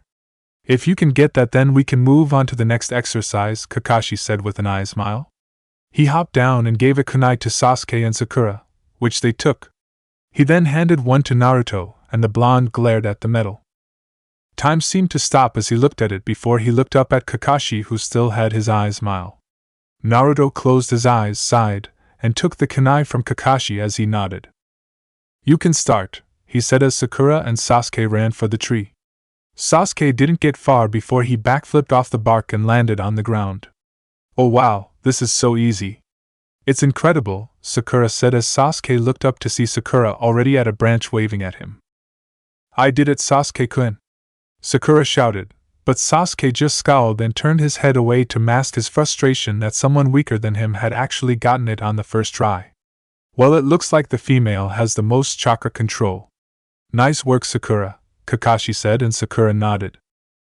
That's only because of the fool's pathetic reserves. Hatake, you should be admonishing her, not praising her. Only when she can get this far should she be boasting about anything. Everyone looked up and Kakashi sighed while Sasuke narrowed his eyes. Sakura gaped as Naruto was at the very top of the tree next to hers. How does the dobe know this shit before I do? I'm a fucking Uchiha. I'm an elite. Why does he and even Sakura know this? Sasuke thought to himself as Naruto jumped down to the ground. He placed his hands in his pockets and shook his head. It's shit like this that you should teach in the academy. It's also why these little tests of yours have a 66% failure rating, Naruto said, and Kakashi couldn't deny that. The academy was a lot more lax than in the times of war. It was a lot harder, a lot crueler, and a lot stronger. If you couldn't balance kunai on your fingertips for an exercise, then you weren't graduating. Sakura frowned as her accomplishment was diminished to a worthless effort before Naruto opened his jacket. However, since she has so little reserves, then she's the one who can improve the most. Females naturally have better chakra control than males, Naruto said, and Sakura's attitude raised again at Naruto, saying that she could improve. For Naruto, he knew what it was like to be brought down by words, and if he did the same for Sakura, then he, himself, was a fool as well. Those who berate without giving a chance to acknowledge efforts were fools as well. Well said, Naruto. Then you wouldn't mind teaching them the tree climbing exercise, Kakashi said, and Naruto glared at the Jonin before snorting. Whatever, he said, and Kakashi nodded. Truth was, he had to meet with the Hokage for a moment, and then be right back. He wasn't running off to ditch their training, this time. Seeing that they were alone, Naruto patted his legs and quickly Rinko, Tuka and Fu dropped to the ground. These are my kits. They are better at this exercise than the both of you. If you can't beat them to the top, then you haven't mastered the exercise. Fu raised Sasuke. Tuka raised Sakura. Rinko, show me what you've been working on, Naruto instructed, and the three foxes nodded. You're just a flea-bitten mongrel. You couldn't be better at this exercise than I could, Sasuke said, and Sakura smiled at Tuka. Please take care of me, she said to, in her opinion, the cute fox. Tuka glared at Sakura as she hadn't forgotten what the female had tried to do to her father. Sasuke and Fu ran up the tree, and instantly Sasuke gasped as Fu sped past him and reached the top of the tree easily. Sasuke didn't even get that far before he fell to the ground. Tuka and Sakura tried it as well, but that ended out in Tuka's victory. The female fox never liked her racing partner anyway. Sasuke and Sakura were left slack-jawed while they turned to glare at Naruto, only to be surprised that Rinko launched a fire at a tree, burning it slightly. Naruto nodded with a pleased smile and patted Rinko's head. Very good, Rinko. Your control has improved. Now then, I want you to try water walking along with Tuka and Fu. It's obvious that you're still too good for Sasuke and Sakura, Naruto said, and Rinko nodded as she raced back to Fu and Tuka. Sasuke and Sakura heard the yips of conversation between the three foxes before they raced towards the vacant lake to the left. As they did that, Naruto began to instruct Sasuke and Sakura on the exercise. Both were going to hate Naruto, but if the blonde was to be put in charge of their training, then they would fucking train under his watch. You know Kuni. In Kuni, there were multiple happy people over the area. Kuni was normally quite an attractive town as nothing ever really went down there, but that was all because of the weapons magnate, Exodus Metals. It was the largest building across Kuni. It was also greatly wealthy and influential. Many people had often applied to work there as the pay was great and the work was fair, but tough. However, not just anyone could work in Exodus Metals. There was a reason why it had been able to get Kuni out of the debt that it had to a few countries. Because of that, Exodus Metals was a standing monument for Kuni. No one ever knew who the owner of such a corporation was, but not many of them actually cared. Exodus Metals had financed so many places with power, work, and food that it was like a prayer answered from Kami. The next thing about it was that people had heard about the so-called war between Exodus Metals Company and Gado Shipping. No one knew the big details, they were kept low, but people had heard that Gado Shipping had, in essence, killed the Exodus Metals influence in Wave and claimed it for his own. No one wanted to know how Exodus Metals would react. In the large corporation, in a single work office, a woman with long green hair growled as she huffed and slapped papers on the table. "God damn it," she said, getting up to her feet. She wore a green tank top shirt and dark jeans. She wore her open-toed sandals that were able to wrap around her ankles as she got up and walked out. "What are the current revenues after Gado's fucking backwater assault?" she asked/shouted, and the attendant near her gulped. "It hasn't put a dent to us as we far expected, but we were almost done with Wave's reconstruction before this happened." "You did get Naruto-sama's message, right, Kisa-sama?" he asked, and the woman named Kisa nodded. Kisa was not a happy woman. Ever since the Exodus Metals managed, with the people's favor, to take out its corrupt daimyo, Exodus Metals had been declared something of a ruler for Kuni. They had the people's trust and their vote for things to go well. So Kisa was, in essence, the daimyo for Kuni. She was to be basically a collaboration worker with Exodus Metals for Kuni's benefit, but she was a worker for Kuni before she was the daimyo. This place had saved her life, and she wouldn't allow someone as sleazy as Gado to try and undermine it. Yes, he gave us his message. We had tried to deal with it when they had first instigated us, but that went south fast. Sometimes I wonder what goes on through his head, Kisa said as she leaned against the railing. She could see various blacksmiths and weaponsmiths working to construct weapons as they wanted within the parameters of Exodus Metals conditions. It was a business after all. They would generally receive over 15 applicants a day of people who were hoping to join. Naruto had left the company to her as its figurehead for the most part. Kisa and Naruto had quite a long partnership. One that she wouldn't dare to talk about it. It was embarrassing for her. But Kisa-sama, if I might ask, why is it so urgent that Uzumaki-sama needs to hide his identity from the masses of the world, and even then that he's so impassive about what Gado did to Wave? Shouldn't he be like super pissed? The attendant asked, and Kisa chuckled to herself. I won't fault you for thinking that, but the brat doesn't get pissed. If he's pissed, then you'd better back off. I think he's seeming impassive about it because he plans to go there himself to deal with Gado. There are little things that will ever make him mad, but he cares so much more about his workers than anyone I've seen. To lose such people, who had followed him no less, is in grave sin in his eyes, Kisa said, getting the attendant to gulp. To the other question, it's not really Wave that he's after. He's helping it to be financially stable, but our influence has greatly diminished due to Gado. It's two things that he's after. One is Gado's company. Kisa stopped and took pleasure in the attendant's widened eyes before continuing. The second is the place north of Wave, Kisa said with a sadistic grin on her face that made the attendant shiver. 3 weeks later. Target in sight. It appears to have settled down, Sasuke spoke into his mic. I see it as well. Ready to move on your signal, Naruto spoke as well. I have it as well. Ready to go, Sakura said, though Naruto could hear the hesitance in her voice. Kakashi sighed and placed his fingers to his mic. Confirm red ribbon, Kakashi said, and Naruto carefully held up a small mirror. He looked at the reflection of the target, and did indeed see the red ribbon on its ear. The blonde narrowed his eyes before nodding. Confirmation complete. This is the right one, Naruto said, and Kakashi nodded. Alright then, let's do this and get it chalked up for another mission to be done. Ready, go! Kakashi shouted as Sasuke and Sakura lunged for the target. Both scrambled for a cat as it scratched Sakura's face. Sakura yelped and threw the cat into the air before it landed into Naruto's arms. The blonde shook his head and gently scratched the cat's ears, getting it to purr and fall into his arms in bliss. Tora, the Hellcat, has been subdued. Missions complete, Naruto said in a monotone voice, showing that he had no interest in this. Sasuke snorted and Sakura growled at the cat that was purring in Naruto's arms. They had been trying to rush down the cat for a good 2 or 3 hours. It had just been another D-rank mission for them that they had on their record, and one that they hadn't been pleased with. Sasuke and Sakura, under Naruto's instruction, had mastered the tree-walking exercise, and Kakashi had them right back to teamwork exercises. He had stressed the importance of it being the key to a shinobi's success, to which Naruto only thought was half bull and half truth. The blonde knew the importance of teamwork, but it wasn't always enough. Individual skills also had to be expounded upon.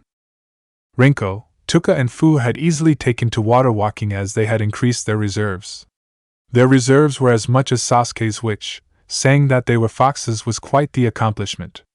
Also they had, much to Naruto's pleasantly surprised face, come up with a few collaboration attacks of their own. They had also used their talents with Naruto to finish the blonde's latest and longest project. It had been a long and tiring process for them all, but Naruto was glad to have it done. Naruto, himself, managed to learn 2 new jutsu and put them under his belt. They weren't much in the way of attack and defense, but just for backup purposes if anyone needed it. In that time, Anko had never gone back to his house, and Naruto hadn't been seeking her out either. He had reasoned that she was busy and didn't always have the time to be a pain in his ass. It allowed him just a little peace of mind. Very good, you guys.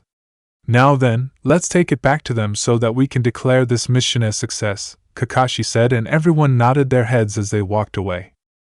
In the mission room, Sasuke and Sakura smirked victoriously as the cat, Tora, got its life squeezed out of it by the daimyo's wife. She really strangled it, and at seeing such a thing, Rinko, Tuka and Fu winced before they clung to Naruto a little more possessively. They hoped that they wouldn't be hugged like that. "Oh, thank you for finding my lovely Tora. I don't know what I would do if I couldn't find her," she said, and the shinobi bowed before she took Tora away with a happy mood on her face. Seeing that this would more than likely happen again, but for now having it done with, Naruto read the last pages to the first Ika and then pulled out a drama book for himself. Sometimes nothing but sex scene after sex scene made books sort of dull. Congratulations on your mission, Team 7. Now let's see, you have cleaning the park, placing up ads for the local bookstore, chaperoning the kids at the academy, or... No! Everyone turned and they noticed Sasuke snarling. The Uchiha fucking had enough of this shit. Sakura was surprised by Sasuke's outburst, and Naruto raised an eyebrow. Kakashi sighed while Sasuke shook his head. 3 weeks of this shit is enough. I'm not going to get stronger doing these damn chores that you call missions. Give us something better, Sasuke said to the Sandaime and Irika, who were looking at each other. Irika stood to his feet and glared at Sasuke. Watch your tone, Genin. There is an order to everything that needs to be done. Everyone's had to do these missions before. You are no different. This is to familiarize yourself with each other so that contact and teamwork can be established in the field. You need to remember your respect before the Hokage, Irika scolded, and Sakura was more than ready to defend her crush before Kakashi sighed. Hokage-sama. Naruto's unexpected voice brought everyone's attention to him, but the only thing they could all see was his face covered by his book that he was reading. Yes, Naruto-kun? Sarutobi asked, a little disheartened that the blonde's attitude had been the same. One of so much respect, but at the same time still being impassive to the very end. How many missions has Team 7 accumulated? Naruto asked, and Sarutobi held up a file and opened it. You have all completed 20 D-rank missions, added to the 5 that you did today, then 25, Sarutobi said, and Naruto nodded. I believe that in the Shinobi Guide it states, once a team, no matter its members, has completed an appropriate 25 or more D-rank missions, then they are eligible to a C-rank mission, Naruto said, finishing. Sasuke and Sakura widened their eyes while Kakashi sighed. This would just mean more work for him, and the lazy Jonin really didn't want such a thing. Iruka smiled at Naruto's knowledge, but the glare that the blonde casted sort of made him shiver. That somewhere down the line he had failed Naruto, and so had the academy. Kakashi, what do you think? Are they ready for a C-rank mission? Sarutobi asked, and Kakashi sighed. Well, they have all improved. I suppose a chance to get out of the village would do us good. I believe we're ready, Kakashi said, and Sarutobi nodded his head. Iruka just sat down and grumbled about disrespectful genin in these days or something like that. Very well then. We can give you joint C-rank mission. This will be an escort mission to Cha no Kuni, T country. You will be partnering up with Team Guy for this mission. The person you will be escorting is the daimyo's daughter who had come to visit Konoha 3 weeks ago. I'm sure that there might be a few bandits, but other than that you should be fine. You are to meet up at the gates in 3 hours, Sarutobi said, and everyone nodded while Kakashi's sweat dropped. Oh dear Kami. Why that team? Kakashi thought to himself before Team 7 left the room. Everyone was confused by their sensei's expression, which was very grave. For Naruto, his face was like he had seen the freaking Slender Man and lived to tell the tale about it. Not that Naruto believed such shit anyway. Stupid books about stupid myths. Alright then, let's all get ready and meet up at the gates. You three are going to be in for such a surprise when we get to the gates. Now then, don't be late and pack enough for the week. It's quite a walk towards Cha no Kuni, Kakashi said, and everyone nodded before they quickly went their separate ways. Naruto, after having henged and brought some groceries from the local market as well as the new releases to some novels, he made his way towards his house in the Forest of Death. Naruto dropped to the ground and opened the door to his house. He didn't get far as a kunai shot at him. Naruto simply ducked under it and continued inside. He dropped his bags to the ground before glaring up. He turned and noticed 2 umbu his height in the room. Misa, Sai, what do you want? Naruto asked, and the Sai umbu took off his mask showing his pale, almost expressionless face. Nice to see you, Naruto-senpai, again. Sai and Naruto paused as he tried to put his things into the refrigerator. I'm not your senpai, Sai-sen. In order for me to be your senpai, I'd have to be with Root. I'm not, therefore I'm not your senpai. Also, why is Misa with you? Naruto asked. Danzo-sama had me take her to see you, Sai said, and Misa stepped forward. Naruto-sama, Danzo-sama has petitioned you to make weapons for Root, Misa said as toneless as she could, but Naruto could hear the small feminine tone in it. That news had caught him off guard, to say the least. Naruto normally wasn't one to be caught off guard by anything, but dealing with Danzo for quite a while, the blonde still didn't know how the old warhawk thought. Danzo was as much an enigma to Naruto as Naruto was an enigma to Danzo. Neither could fully comprehend the other. That's what made Danzo so interesting to Naruto, that the blonde had to be a partner to him.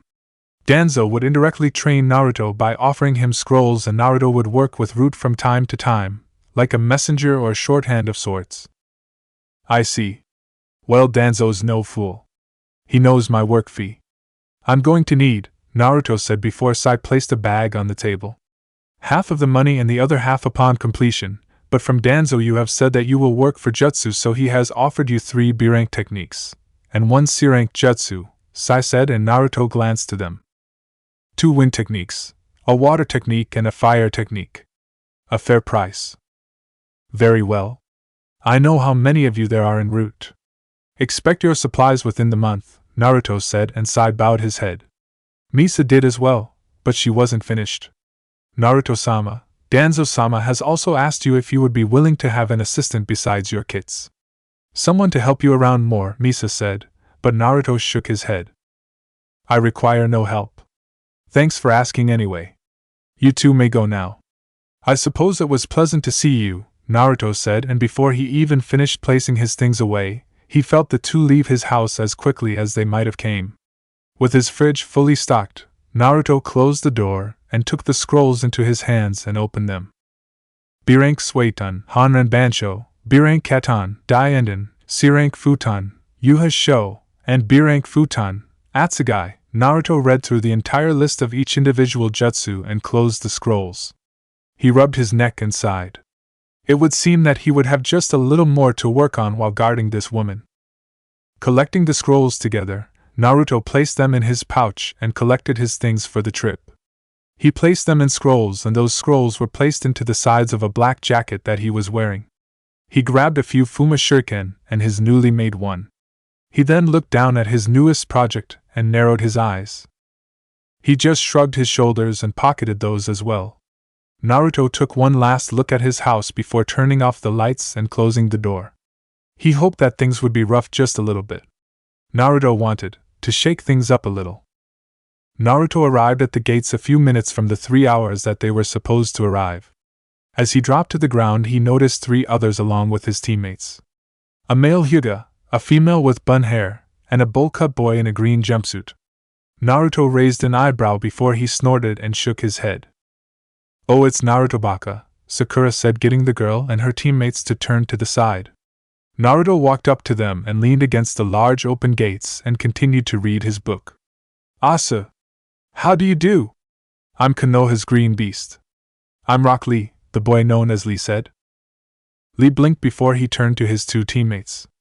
The Hyuga and the girl shrugged their shoulders while Lee smiled. "Those are my teammates Tenten and Niji. This is your first C-rank mission, right? Awesome! We'll get it done and our flames of youth will shine brightly for our village," Lee said with his tears falling. "Sorry, what did you say?" Naruto asked, coming to his senses. His kits whimpered at the sight of the energetic young man in front of them. Those clothes, that hair, those eyebrows. Naruto could feel Fu shuddering against his body and shook his head. He only then noticed that Lee seemed to be gawking at him.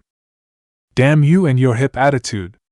I see that you are to be my destined rival since Gai-sensei and Kakashi-san are rivals. I will not lose to you. And if I do, then I will run around Konoha 500 times on my hands, and if I can't do that," Lee went on about his attempts, and each time Naruto gripped his book a little tighter.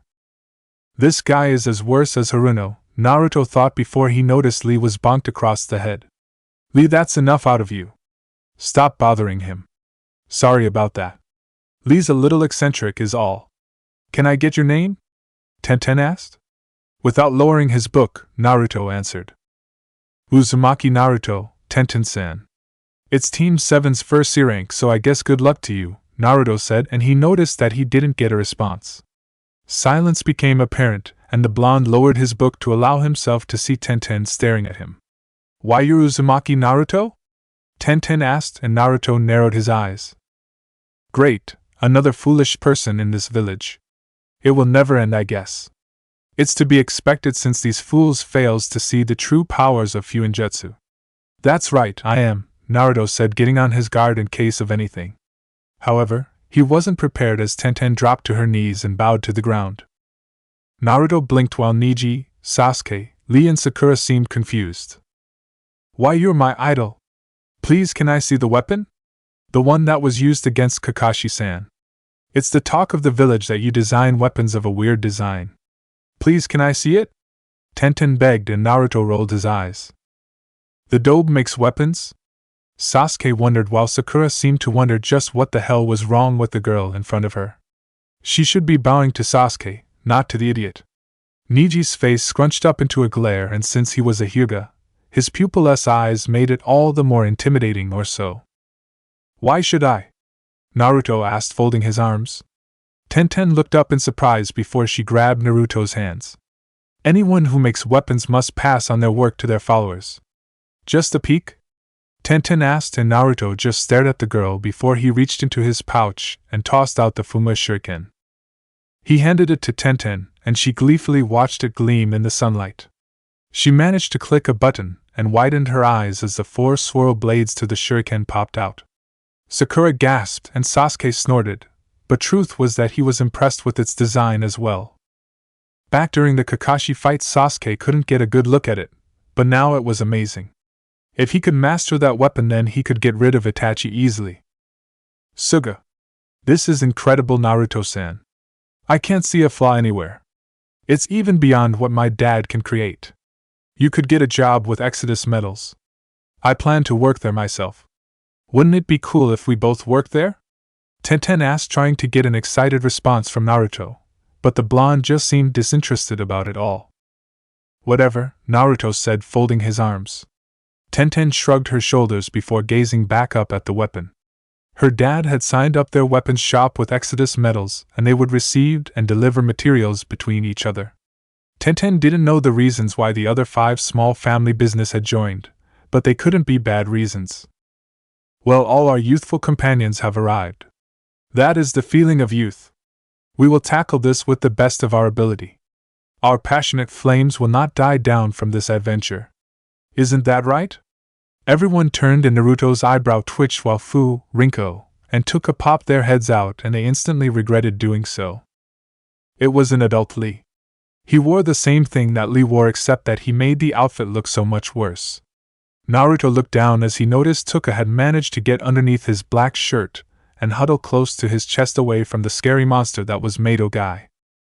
Naruto could feel her shiver, and he wondered if maybe Tuka just wasn't used to those kinds of people.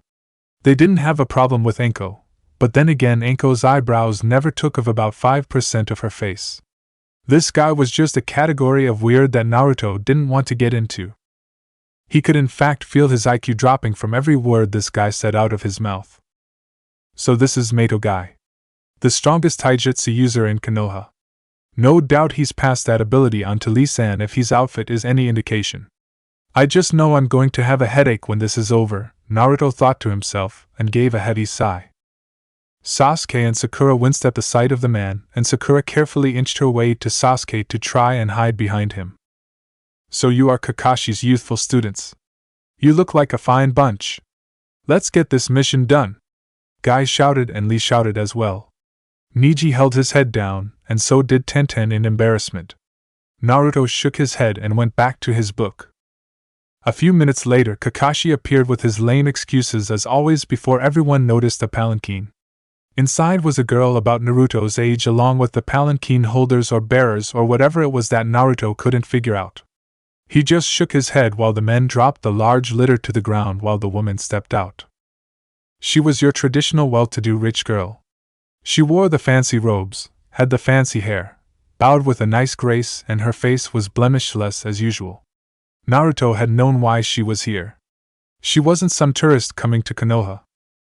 No, she had heard about Exodus Metals through Konoha, and apparently the daimyo of Cha no Kuni was hoping if Konoha would be able to contact the head of Exodus Metals since Cha no Kuni was out of the way from Yuno Kuni. Exodus Metals had respectfully declined the offer, saying that it wasn't needed for the woman to force herself, so she was going back home fiancé-less. Thank you for your protection. I hope you serve us well during your stay, she said in a melodious voice. Everyone nodded to her, except for one person. She turned to see Naruto reading his book, and she read the title.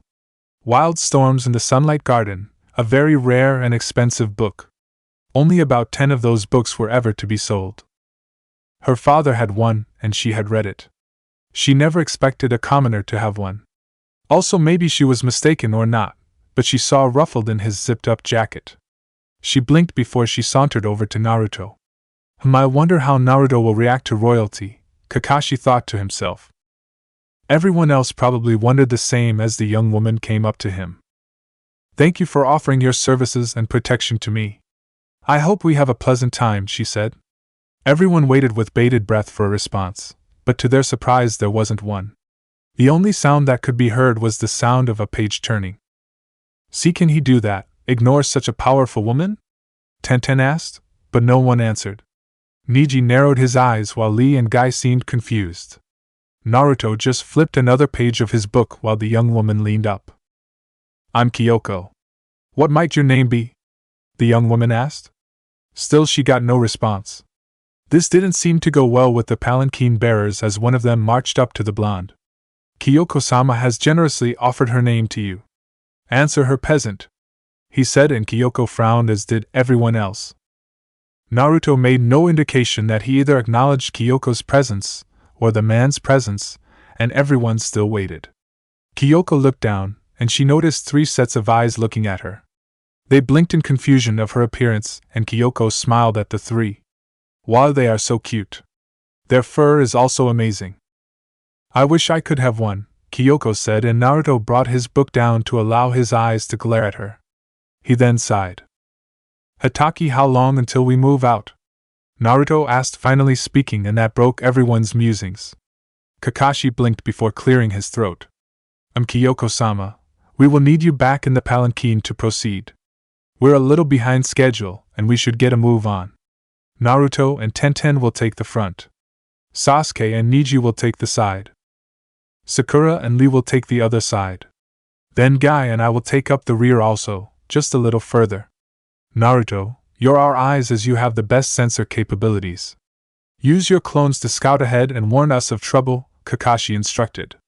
Naruto grunted in acknowledgement as he strolled up to the front with Tenten. Well, he's just Mr. Personality, isn't he? He's like you, Neji, Tenten said, and Neji snorted, then grumbled in that order. He took his spot with Sasuke on the left side of the palanquin, as did Sakura and Lee, though Sakura had reservations as Lee winked at her, getting shivers down her spine. Kyoko-sama, the palanquin, one of the men said, and Kyoko shook her head left and right. No, I won't ride unless I can ride with one of those adorable foxes in my lap, she whined, and people groaned as they glanced to Naruto, hoping that the blonde would agree. The foxes quickly hid themselves from view and scrunched up close to their father figure. Naruto, don't you think that you should comply? Tenten asked. Naruto said nothing. If someone asked for a parent to give them their child, would they? Naruto didn't know about other parents, but for him it was a hell no. They were his kids. He would just comply, wait for her to get fed up with waiting like the little fool she was, get in the palanquin and have them complete their mission. It was a long 5 minutes of silence, but everyone could see that either Naruto wasn't paying attention, he wasn't going to hand them over, or he was just being selfish. Sakura growled and marched up to Naruto. Naruto, give the daimyo's daughter one of your foxes. It's not like she's going to keep them, so just give her one of the mongrels. Sakura said, and Naruto took in a deep breath of air and exhaled. Remember your place, Haruno. It's back next to Lee-san. I suggest that you get over there if you know what's good for you, Naruto warned, but Sakura persisted. Guys, Tenten said, and everyone was watching the scene in front of them with interest. Kakashi took an unconscious step forward. Something told him that this might end very badly, with Sakura being on worse terms with Naruto than she already was. Damn it, they are just dumb animals. If she wants one, then you hand one to her, Sakura said, and reached her hands forward. She just got inches within Naruto's torso before everyone blinked. Naruto grabbed Sakura's and quickly squeezed it, sending her to the ground. Sakura winced painfully at the touch of Naruto's hands, and she was sure that she could hear a small bone snap. Naruto, that's enough. Let Sakura go, Kakashi ordered, and Naruto let Sakura kneel on the ground some more in a way that forced her to look into his eyes. Don't you ever touch my kids, Naruto snarled, and Sakura shivered as she felt her mouth stop working. I will never entrust their lives with someone that I don't know. I could give a damn who she is or what family she comes from. You try and touch them again, and there won't be an arm for you to try and reach for them again, Naruto said before he threw Sakura's arm away and resumed his post. Sakura turned and saw the handprint from Naruto's touch on her skin. She shivered before Kakashi helped her up. He shot Naruto a look, and the blonde knew that he did, but he ignored it. Seeing that the scene was over, one of the men cleared his throat. Kyoko-sama, if you don't mind now? It seems that the young man isn't going to relent, he said, and Kyoko nodded wisely. She glanced back at Naruto for a bit, and she was sure that he gave her a corner of his eye that dared her to even try something like Sakura had. Very well, let's go. I couldn't get them today. Maybe tomorrow, she said. Naruto snorted, and he unzipped the upper half of his jacket to see Rinko and Fu yipping at him. He then went to the next layer, his shirt, and opened it to see Tuka furled up and sleeping calmly next to her father's warm stomach like she always did. Sorry you had to see me like that, Naruto said, and the foxes just smiled as Fu and Rinko curled into each other and slept. Naruto zipped up his chest and felt a hand on his shoulder. And Naruto, are you alright now? Tenten asked, and Naruto closed his eyes. I'm fine, Tenten-san. Forgive my actions. I foolishly let my anger get the better of me. I need more training, Naruto said, and Tenten shook her head. No problem. I can see that they mean a lot to you. I think you were kinda cool, Tenten complimented, and Naruto just grunted. Cool, huh? No one's ever called me that. There might just be a future for you, Tenten-san, Naruto thought to himself with a small inner smile. Pretty soon everyone walked out of the gates and into the forest. For Sakura it was a big deal to finally be out of the village. As for Sasuke, it was just nice to finally have a higher mission, one where he would get stronger, and then prove himself before his brother, as he was an avenger. For Naruto, this was nothing new. He had done all of this before when he had first left Konoha by himself. Kakashi-sensei, does Cha no Kuni have any shinobi? Sakura asked. Naruto would have thrown a rock at her for that question, but he had resisted. He did enough to her as it was in letting his emotions get the better of him. He really had to rein at it. It would mean the death of him if he ever reacted that fierce to anything. No, Sakura. Cha no Kuni doesn't have shinobi. It's just a small country south of Konoha. They don't have a military force, and so they come to the major hidden villages or minor villages and give us missions to do things for them. It's how the economy works. So if you're expecting to run into shinobi or kunoichi, then you won't have to worry. As Hokage-sama said, a few bandits or nothing else, Kakashi said, and Sakura nodded with a sigh of her lips. She was, secretly, relieved that they wouldn't be running into trouble, but Sasuke scowled at such words. Time ran its course as people continued through their various things. Lee was trying to get Sakura on a date, much to her chagrin. Neji and Sasuke were saying nothing and brooding. Guy was trying to challenge an unwilling Kakashi to a fight or something, the palanquin bearers huffing to carry Kyoko across the dirt road, and a frowning Kyoko at not getting to play with one of Naruto's kids. Meanwhile, Tenten was trying to strike up a conversation with Naruto, but the blonde never gave many responses. He seemed uninterested. Wow, so you've been in the weapon-making business for 6 years. That's amazing. I've only started doing it about 2 years ago. I can't even make things of what you showed me. I did make something. Would you like to see? Tenten asked. Naruto glanced towards her and rolled his eyes at the girl's attempts. But at least she wasn't being some foolish bitch or ignorant woman, so he just allowed her to do so. Tenten went into her pouch and held out 3 kunai.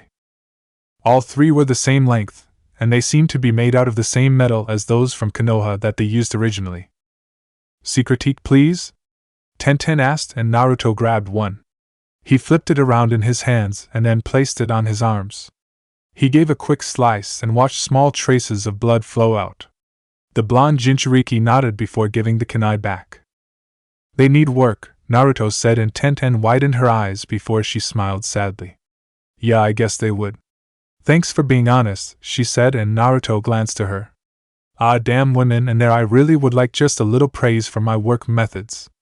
Naruto sighed and took a kunai. The metal that you've used is very durable, and your originality is really showing. The curving point of the kunai is the focal point to where you concentrated the heat. You thought that if you sent the heat to the lower portion, then the upper portion wouldn't melt, and it would be ineffective, and the melting metal would shape weird. Also, it's heavy. That's not a bad thing. But for being kunai, then they would dip when thrown in the wind due to resistance. What temperature did you have and what metal? Naruto asked.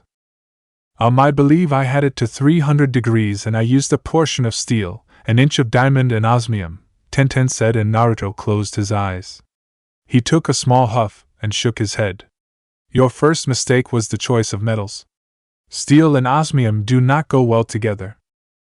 The density of osmium will overtake the density of steel since it has a better durability. Second mistake is that diamond burns well into the 4,892 degrees, where you shouldn't even be staying in the room without an air conditioner to regulate that temperature and have personal equipment. I see the specks of diamond in your kunai, and you should know that diamond doesn't melt. Adding pressure to it will increase density, but that's all you get. Your temp was way too low, and your choice of melts are inappropriate, Naruto scolded with a slight bonk to Tenten's head. She nodded and apologized. So, what should I do? Tenten asked. Figure it out. You're supposed to be a weapons mistress. You should understand how a weapon feels, Naruto said, and Tenten just nodded as they continued to walk through the dirt road. As they walked, Naruto shifted and he quickly stopped. "Stop," he said, and people stopped immediately. "Naruto, what is it?" Kakashi asked, and Naruto glared forward. "One of my clones dispelled. I couldn't even get a good look at who did it before it was too late. Whoever it is, they got me by surprise." "Which is no small feat," Naruto said with the last part to himself. Everyone tensed as Kakashi and Guy took point. "Everyone proceed cautiously now." "We're going in," Kakashi said, and everyone nodded as they tensed and walked. The bearers were tense, and the footsteps were slowly coming to a stop. Kakashi and Guy looked left and right, but saw no sight of anyone. "Niji, scope the area," Guy commanded. Niji nodded and held up 2 fingers. "Byakugan," Niji shouted, and Naruto looked around. He could hear his kits growling, telling him that someone was nearby and that they really knew how to hide. The blonde looked left and right, as did everyone else. Sakura tensed while Sasuke held a kunai. Lee moved his eyes fast left and right while Tenten took out a kunai. "So these are the people that he sent to protect you, Kyoko-sama?" "Well, I feel special," someone said as they quickly came into view. They were easily male and female. The female wore a revealing red outfit, showing her midriff, arms and legs, with her white hair tied back by a multicolored rope with bells attached to it. She had multiple tattoos that resembled flower petals on the left side of her face and midriff as well as her left leg. She also wore red high-heeled sandals. She came in rolling with the mist, as did her partner. The male was a hulking figure with red-orange, spiky hair. He wore a sleeveless blue shirt that was tucked into his dark gray pants, which, in turn, were tucked into military-style boots. The pants were held up by a red belt, which matched a strap going across his chest from his right shoulder to under his left arm. Kakashi and Guy quickly readied themselves, but they weren't ready for the large number of bandits that were behind them. "Why, Guy said while the woman smiled. "I'm surprised you remember, Guy. It's been a long time. After all, I was planning to partner with you or Kakashi-senpai when I was in the Umbu," she said while Kakashi and Guy narrowed their eyes. "Kagura, so you're still alive. What have you been doing?" Kakashi asked, noting the seriousness of the situation. Kagura was a former Umbu of Konoha.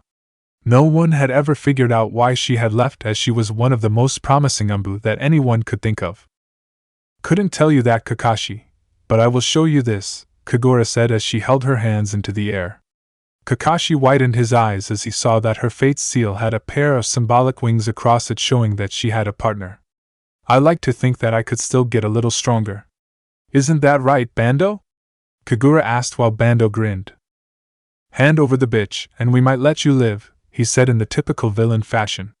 "Humph, why don't you try and make us?" Sasuke said with a grin on his face. Bando glared at him hatefully and smiled. "If you insist," he said, and blurred out a speed. Sasuke widened his eyes as someone as large as him could move that fast. "Ugh," Sasuke grunted as he was kicked far into the air. The Uchiha coughed while everyone else gasped. Naruto glared back at Kagura while Kakashi lifted his headband. "It seems like I'm going to have to use this," he said, and Kagura smiled. "Oh, senpai, you would use that on me?" "I'm honored," Kagura said while Kakashi opened his left eye to reveal the Sharingan of the Uchiha clan. "Get them or you won't get paid!" Kagura shouted, and the Rouge bandits shouted in cheers as they ran forward. "Shit," Kakashi said as he took out a kunai. Guy was more than ready to act, but both were surprised as Naruto walked forward. "Naruto, what are you doing? This isn't someone that you can fight. She was an Umbu. She won't easily be taken down," Kakashi shouted, but he watched Naruto reach into his pockets. "Don't be foolish, Hataki. I know where my limits are and I aim to break them apart."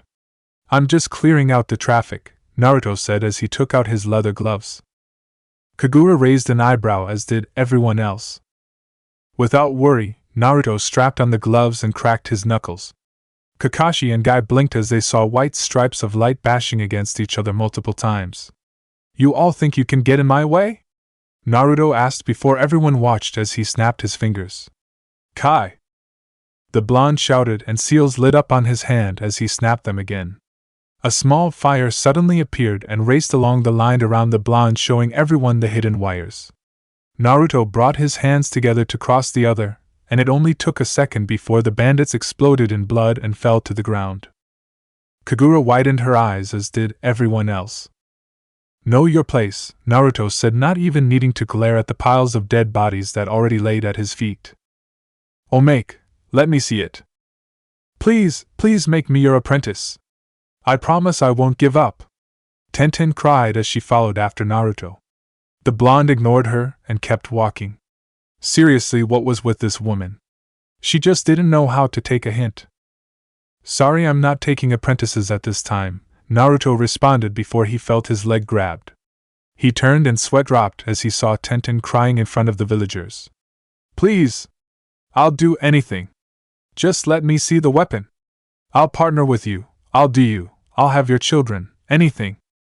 Tenten said, and Naruto stuttered before he shook his head and tried to walk away, but Tenten's grip was strong. The people of Konoha whispered to each other at the scene they were seeing. I'm not interested in partners or kids at the moment. Get off me, Naruto said, but the bun-haired girl just wouldn't let go. She was like a freaking tick to a dog. I'll proclaim your awesomeness and wisdom to all 5 corners of the elemental nations. I'll give you my virginity, please just let me use it once. Tenten said, and this continued until Naruto arrived at his house.